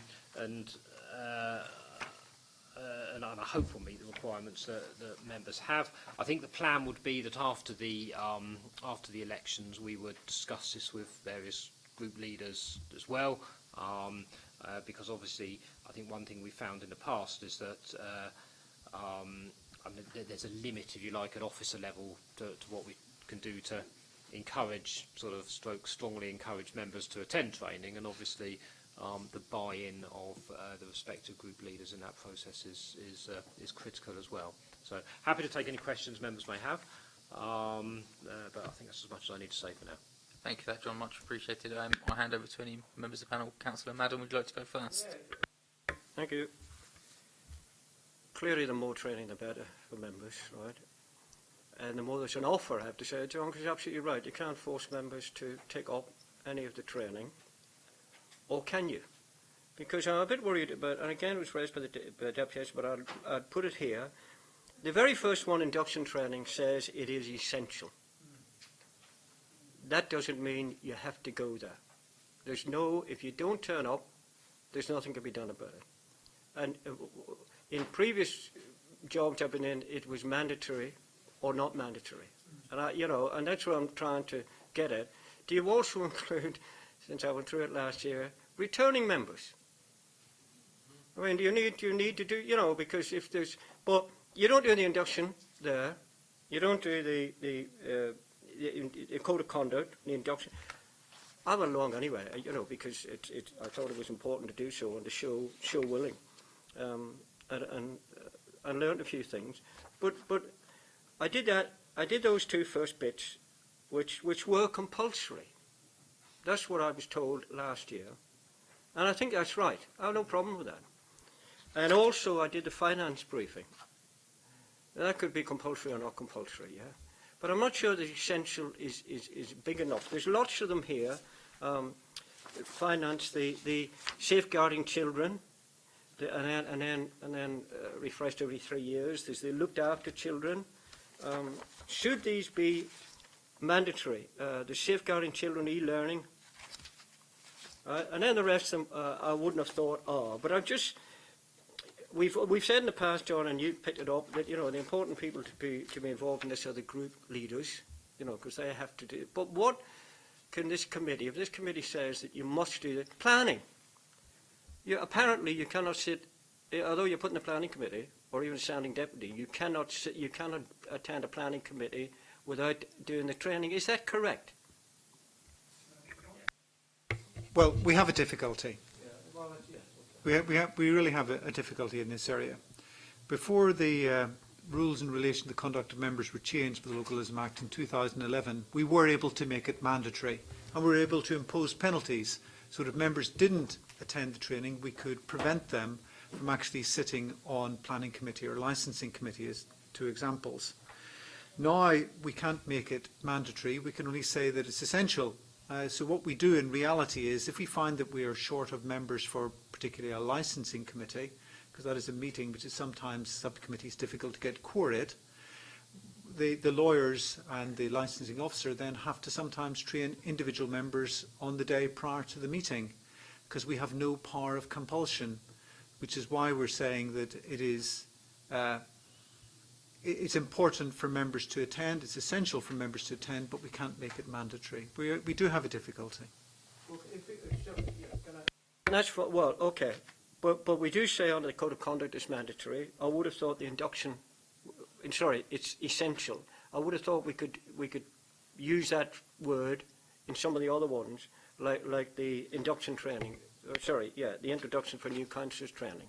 So we could use essential. People may not turn up, but there's no sanction against them. I realise. Yeah, let's beef it up a bit, as you suggest. Yeah. No, totally agree with you there, Leo. I think it's important. The training calendar, since I've been on the council, actually 3 years now, has actually got more on it than it's ever had, and I think it's important for us members to have as much information as possible and as much as the skill set. So, I'm all for this report. I was under the impression, as a role of corporate parents, we have to do the safeguarding one every 3 years, and that's what it says in there. But I thought that was actually down as an essential one as well. Is that correct, or can you clarify that?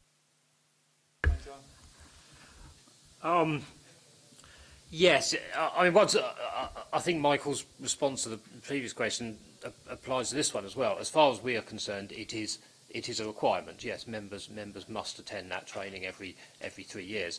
But it does come back, I think, to the availability of sanctions against individual members if they don't do it, in terms of whether we can genuinely say mandatory or not. I think as a council, it is essential for us that members do it. But we can, I mean, I have no power as an officer to sort of disqualify a member from being a member if they don't attend. I mean, there is Thank goodness you don't. Well, indeed, that would be frightening power, wouldn't it? I think on that point it's more of a case of good practice over bad practice. So I think we should be encouraging members' good practice. So I'm happy for those amendments that you said, Leo, obviously to make them essential go into the report. I think that would make more sense. And I also think at some stage when there are group leaders meetings that if they're given figures as to, you know, these are essential and these are the people, not necessarily names, but three of your group of 10 and 20 of them should have been, or whatever. I'll try and clear that for the next group leaders meeting. Yeah. Thank you. So you had your hand up, Hugh. I'll pass you over. I think this is an exceedingly useful document. Also, it does give dates running well into the end of the year.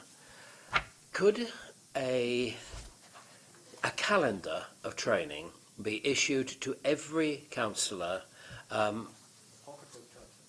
at the first general meeting of council, so that everybody's got it, they can put it in their pocket, they can take it away, and they don't miss it by accident. Because I think the evidence is that there are things which people would go for training on had they actually remembered the day before.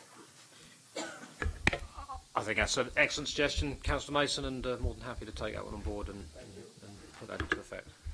Over to you, Councillor Denny. Yes, just following up on Hugh's point there. I think the trouble is we're all very busy, and as you say, we do forget. So, it's a matter of, once a month or whatever, say, for those who haven't undertaken the training in so-and-so, remember there is this one on. And I'm pleased to see that most of them are in the evenings, because, of course, that's not a problem where we've got people who work. It's a case of can they sacrifice another sort of half day or whatever to come in specifically for a training. And it's trying to, go with, the activities of 42 people and how we can fit everything in. So I think the more help we can give to people to do it, the better. I actually remember when this item came up last year on the calendar, and it was one of the points that Councillor Ferret raised was about actually having times and dates actually readily available. So I think that's a really good point that she's made about a calendar. I think moving forward we should use that, because I've already picked up 2 or 3 dates that I know I can definitely do, and 2 or 3 that I know I definitely can't. So it's really handy for me, especially when my wife keeps booking holidays. Wow, it's do you know what, she keeps booking them though, Leo. It's terrible. I'm just paying for them. But yeah, no, I'm happy to move on the points that have been made. So is everyone agreed with that? Yeah. Okay, let's move on. We're going to item 10, changings to standing orders, which I believe will be yourself, Michael. It is indeed, Chairman. Yes, the long-awaited two-parter here. First of all, changes to standing orders. I've heard the comments being made with regard to the various typographical amendments and errors which are in the documents. Those don't go to the substance of this document or to the next document, and we will deal with those as long as you approve the recommendations today. And we will deal with those, no doubt, as they evolve and we find them over the forthcoming months and years as well, because I'm sure there will be minor tweaks which we will have to make to the documents, hence the request in the recommendation to be able to make those amendments. Just dealing with a couple of the matters of substance which have arisen, and also matters of substance which arose in pre-meeting which I had with members this morning. Just a bit of clarity. If we can just turn to page 375, Standing Order 4. I think concern was raised with deletion of the word will, where we say public notices of the time and place of the meeting will, and it's been replaced with should be given at least 7 days before the meeting. What we've tried to do here in using the word should is to reflect the legislative framework within which we work with regard to the conduct of meetings, because of course we try to do things, we should do things, but making it an imperative isn't always practical. And certainly when you look at the production of agendas for meetings, we should provide the agenda for the meetings 5 working days before a meeting takes place, an example, but the reality is that we can't always do that. Therefore, even within that particular legislation, there's a proviso which allows us to provide it at shorter notice, hence the change which has been made there. Standing Order 10, page 377, I've deleted or suggested to members that I delete the note at the bottom. The note isn't material to the standing orders. The material part of the standing orders is actually, or this part of the Constitution is to be found in another part of the document. If I take members to page 409, on 409 at the top of that, this is the Governance and Audit's area of responsibility. That's a regulatory framework. That remains unchanged. And it says, part of GNNS's responsibility is to consider amendments to the Constitution and make such recommendations to the Council as may be necessary. That hasn't changed. The note which was put on 377 was put in, as some members who have a long memory may recall, whenever we actually changed the rules around this, probably a decade ago, to say that if any amendments or changes were to come to the Constitution, they had to come through this committee first. The note was put in there for information only. I've deleted it because it's not necessary. And that's pretty well accepted. There's no material change to the Constitution as a result. Taking slightly out of order, Standing Order 24D is another one which I'm suggesting an amendment which isn't in front of you, which is the deletion where we've said Those attending may make a written or verbal presentation which may be supplemented by modest visual aids such as, we say at the moment, a single plan. I think with the technology we have available to us nowadays, that's not really necessary. We can just say visual aids such as a plan, photograph or video recording, and I suggest we delete the word single. It's an unnecessary restriction. Going back slightly to Standing Order 14, apologise, I'm jumping around in these a bit. Standing Order 14, page 379, the 6-year-old 6-month rule, which we all love so dearly. No councillor or member of the public may ask a further question under these standing orders on the same, and the suggestion is we delete the word subject and replace it with matter, because I think that gives us a bit better clarification of what we're talking about there. Matter within 6 months, the council. Obviously, as the guardian of the constitution and interpreter for it, that would be my responsibility to get that one right. So that's a suggested amendment. And then Standing Order 55, I think I have deleted something which I'm going to suggest to you, which we reinstate. Bear with me just a moment. Yes, just for clarification, I thought I could save a few words by deleting the first paragraph, which reads all councillors are entitled to attend meetings of cabinet and individual portfolio members and address the meeting on items on the agenda. I thought that was superfluous. I've understood clearly from what members have said to me that I've caused confusion by that suggested deletion, so I'm just suggesting we reinstate that. Those are, sorry, the other Standing Order 55, we're making some changes there with regard in paragraph B, with regard to members' ability to be able to make deputations at licensing subcommittees, and we refer there to the need for members when they want to make those deputations, which we're widening out their ability to be able to make deputations, to make it compliant with the law. We're suggesting that they comply with the statutory notice. I have undertaken to members that I will provide an advisory note in due course, which actually sets out what those timescales are, because members are a bit blind on that one at the moment, and we need to be able to assist you with that. So I will do that.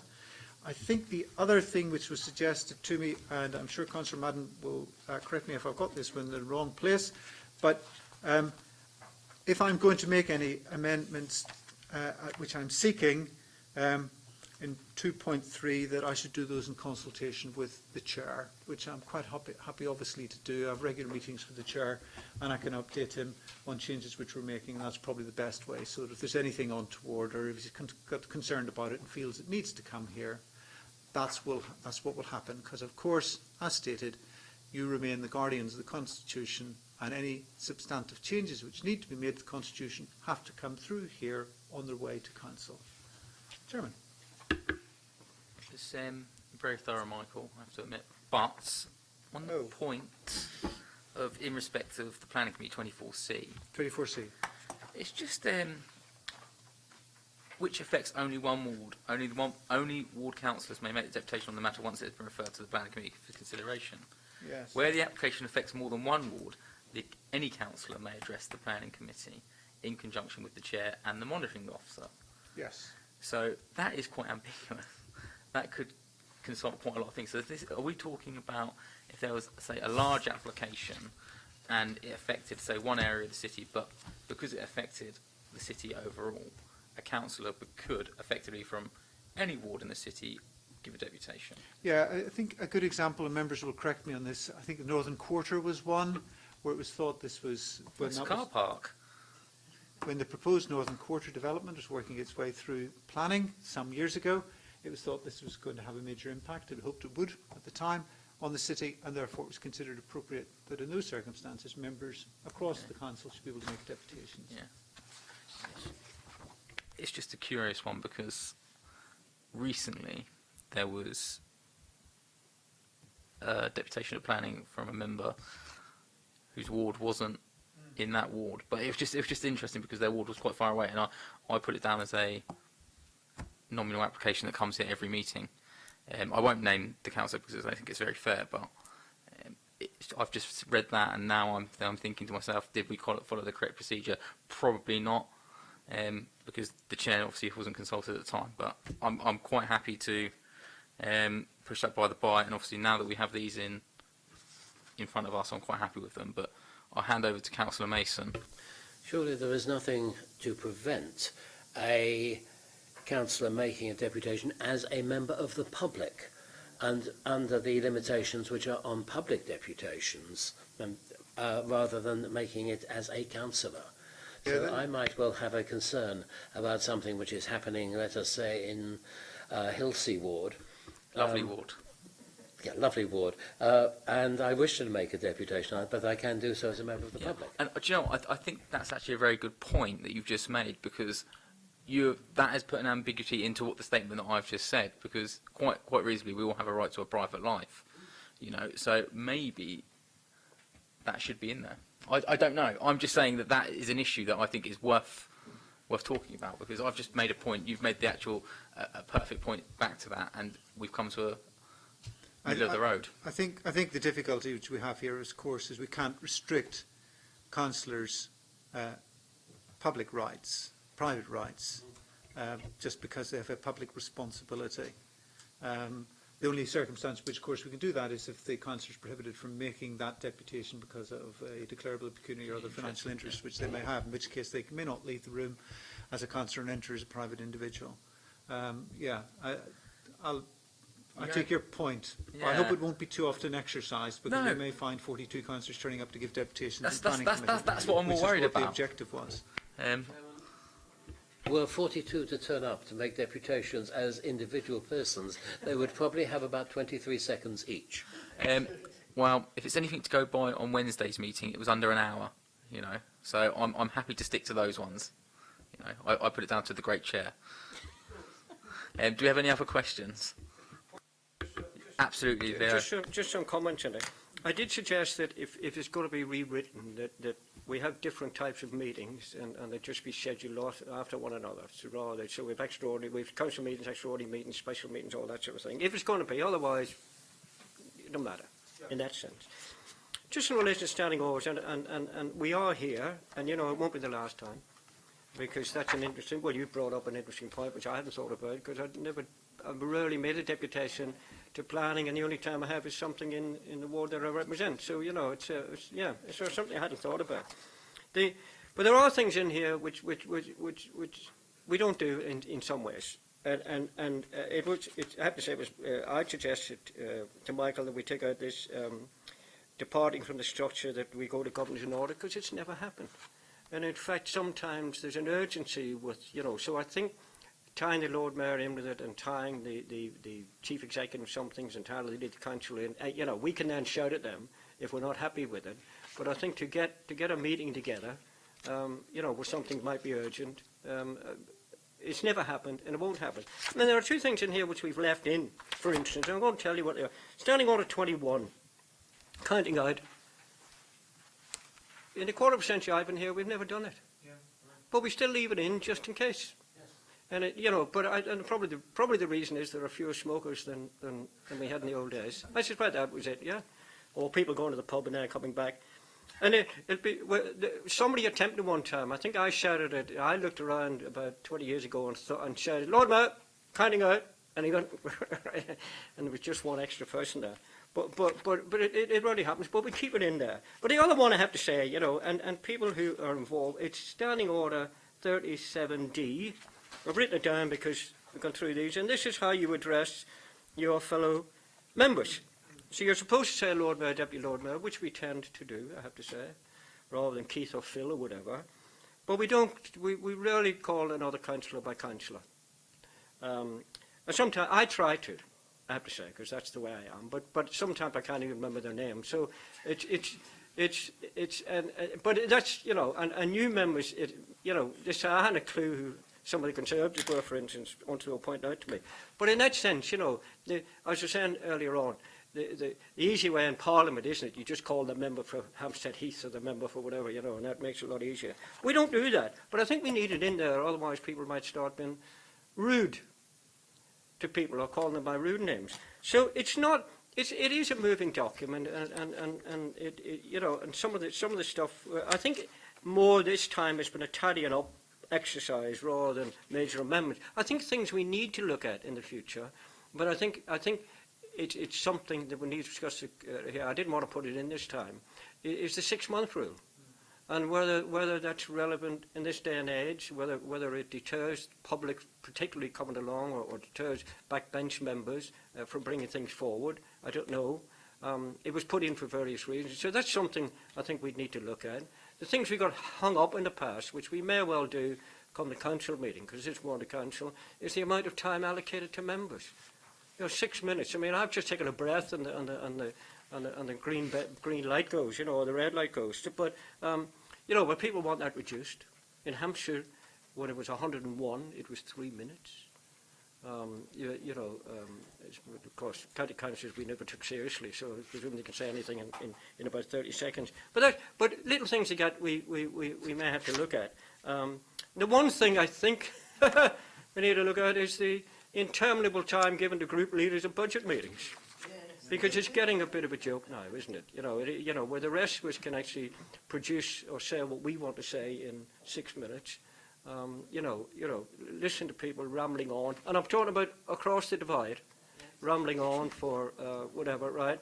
And us listening in silence. That's something that needs to be. But I'm just saying they need to be looked at sometime in the future to see whether it's more effective, and also whether we are, I think it's 10 minutes for public questions.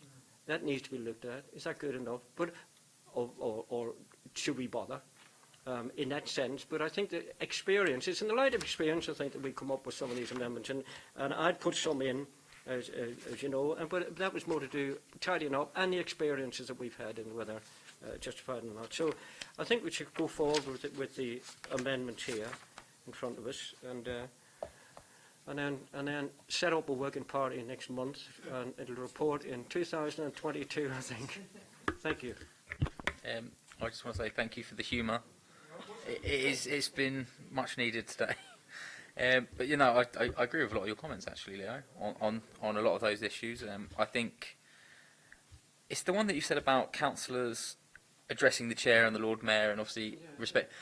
I mean, I call you, obviously you call me Scott, I call you Leo. It's sort of we are.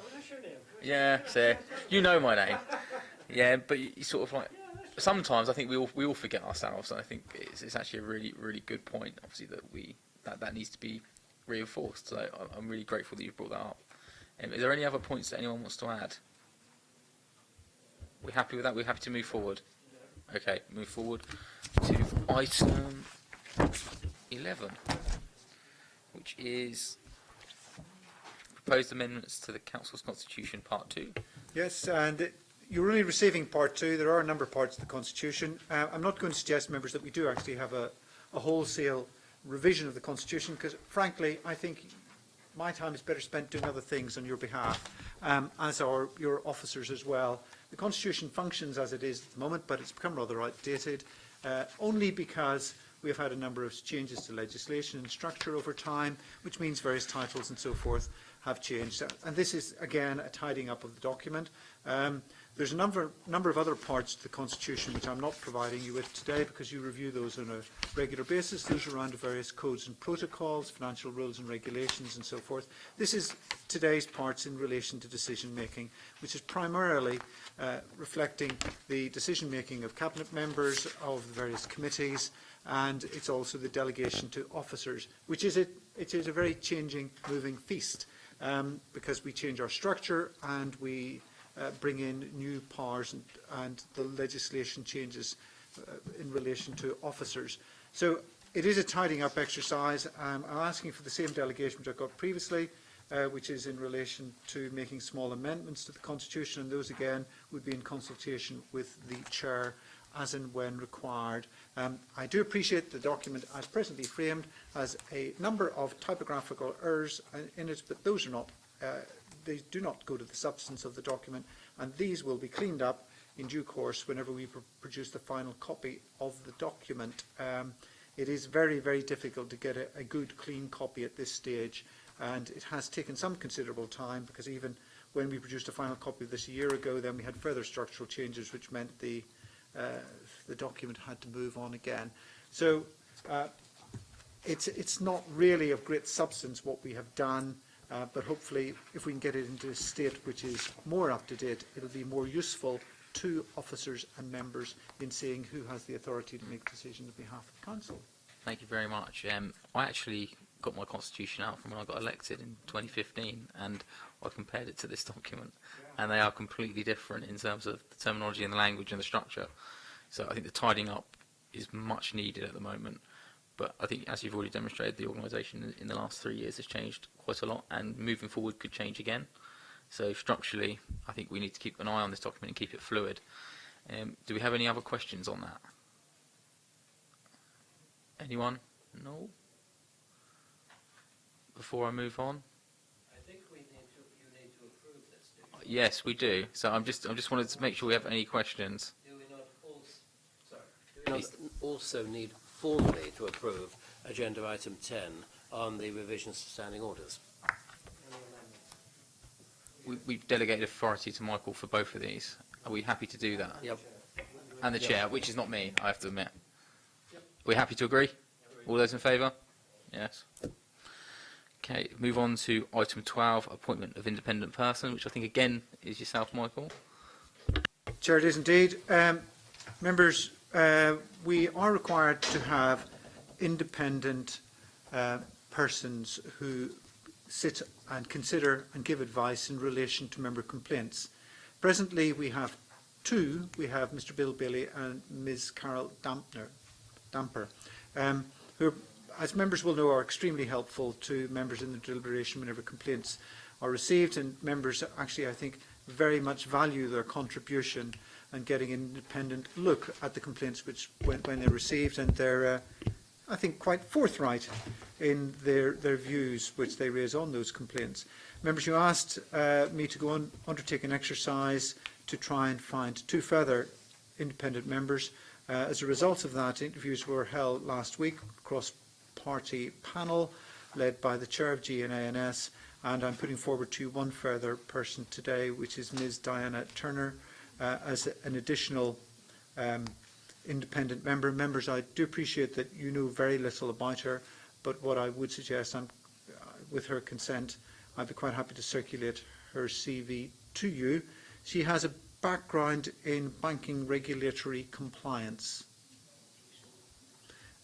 which I have to say members were very impressed by her appearance at the panel. With Councillor Mason. As one of the members there, I was impressed both with her ability and the way in which she presented herself. I think she will be a good member of a good independent member. Just to echo those comments, I also interviewed with yourself, Councillor Mason, who chaired excellently actually the interview panel, I have to say. Very impressive. I was very impressed. We were spoilt with the application there. I think the demonstration of independence and how much she scrutinised compliance was refreshing to see. So I think it's a really welcomed appointment to the independent persons panel. Do we have any other comments? I am happy to move on.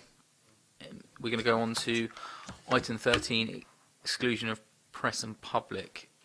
So I'm happy to propose that we go into exempt session. Do I have a seconder? As per previous, I think we have for the orange paper, but we do have white paper here. Do you want to stay with the white paper first, Leo? We'll only stick with that. We'll stay with the white paper, and when we talk about the orange paper, then we go into exempt session. I mean, I know that's been the protocol. I just didn't want to blur the line. Are we going to need to go into exempt session? I'm just wondering whether or not you'll need to. I think you have it in front of you. You may not need to refer to it, in which case you can probably deal with this item in open, even though you've passed the exclusion of press and public. I'm just curious that we have the orange papers, as long as we don't refer to them. That's fine. Okay, it's fine. Yeah, no, we'll stay outside, Leo, as we are. Perfect. Over to, is it yourself, Michael? Who's introducing this report? This is Lizzie Goodwin. Are you introducing this one, Lizzie? We're not going into exempt session, but obviously if you refer to the orange papers, we were going to have to go into exempt session. Thank you.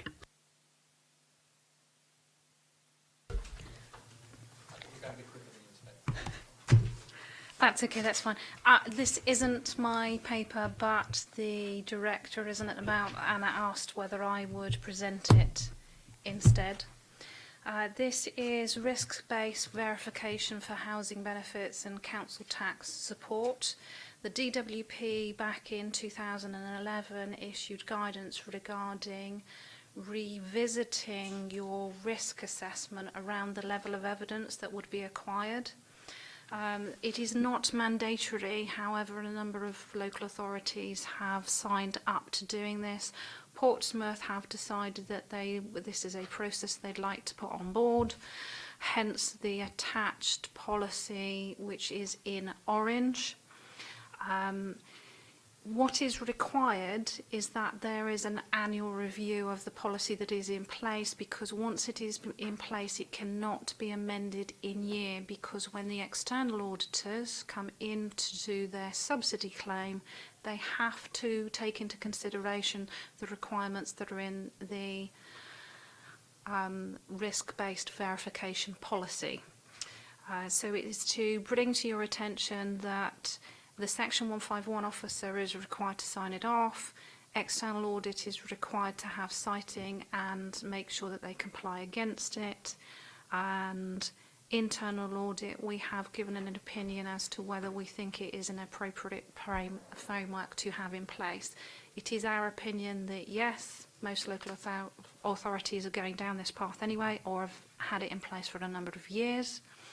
What it will enable the officers to do in housing benefits and council tax benefits is to focus where they undertake higher levels of verification checks, i.e. they tailor it to those customers which fall into a category of being a higher risk category against indicators such as fraud. So it is for you to note. There's an officer that's currently on his way over. Sorry, that's what made me jump. I thought, oh dear, he hasn't arrived. If there is technical questions on the housing benefit side, I will need to defer to them to answer. But happy to take any questions you may have. I'm looking at you, Councillor Madden, to go first. I tell you what, I have no problem with this at all. Because well, I used to work in the civil service as a supervisor, and I had a 5% check to do of things. You know what I mean? So whatever system we've got, something will fall through the hoop, and there'll be a claim, not necessarily fraudulent, but an overclaim or an over or an under. I think the only way in the past that with Social Security we're dealing with, you submit a claim for whatever, and then you were visited every 6 months to make sure that you were getting the right amount, or you won't be overpaid. Now, clearly, all that's disappeared. The only thing I'd like to know about this is, well, and we had problems in the past with housing benefit and people having paid housing benefit because of staff shortage and the rest of it. Will this make things speedier? Will claimants, legitimate claimants, get their money quicker? It basically means, and Matt Willis, who is one of the managers in that particular area, can add any additional comments, but yes, for certain categories of customers, it will make the process less cumbersome because they are not required to complete applications on as frequent a basis as perhaps is what's currently in place, and the level of documentation that they are required to submit also is, but that is only in particular areas. So it's not across all customers, but it is in relation to some. What I had omitted to say, sorry Chair, is that other local authorities that have implemented a framework of this nature, they need to come back to the audit committee on an annual basis to just sign off on the policy. What other local authorities have also done is the service has provided to the likes of this committee an assessment once it is in place as to how effective and what implications that has had, and I would recommend that the committee goes down that path for this particular policy. Matt, did you have anything you wanted to add? I obviously caught the tail end of that. I think what I would say is across the country where risk-based verification has been implemented, those local authorities have indeed seen improvements in their processing speeds on average. So whilst if the policy is approved, those claimants' claims that are subject to slightly more vigorous verification may be delayed slightly. I'm not convinced there will necessarily be delays. We'll just maybe collecting more at the same time than we would have done previously. I think we will see improvements in the actual processing speeds for those residents accessing the Housing Benefit Service. Thank you very much. Do we have any questions? I'll Go to you, Leo, and then we'll go to Hugh. Sorry, I was just going to, on the basis of what you've said, I think it needs a third recommendation, which is to report back to this committee at some stage, and we'd need to take advice on that because it's going to have to bed in, and then people are going to have to do an assessment of it. I had just put a future meeting, but could we say a year from now? Could we say that? Would that be enough time to reflect on the changes? I've just written something, so let me say. So reports back to the March or the spring or whatever you want to call it, 2019 meeting on the effects of these changes. That would also fit in line with revisiting the policy that, as I said, cannot be changed in year. So I think that would be. I think that's a great idea. We should add that to the recommendation, Leo. Over to yourself, Hugh. Just a comment on this. I think the process as set out in the white paper ahead of you is going to make things better. It is going to make things more precise, and I think it's going to make them fairer, which is a good way to proceed. The comment is that I really cannot see, having looked at the orange paper, DWP circular HB/CTB, etc., why on earth that should not be made public, because it is talking about a clear process, and I would have thought the public should have a right to know about process. And so I am most amazed that we are required to keep this from the public. Chairman, are you happy that I review that, and if it's appropriate, bring it into the public domain? Yeah, I am happy to actually, to review that one. I'll have a look at it. Yeah, I think that's a very sensible point. Over to you, Lizzie. Sorry, Councillor. What was interesting is there are a number of local authorities that have just put it on their website. Yeah, I think definitely delegate the authority to yourself, Michael, to actually look at that.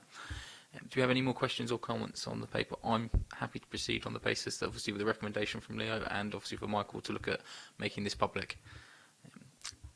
And that concludes today's meeting. Thank you.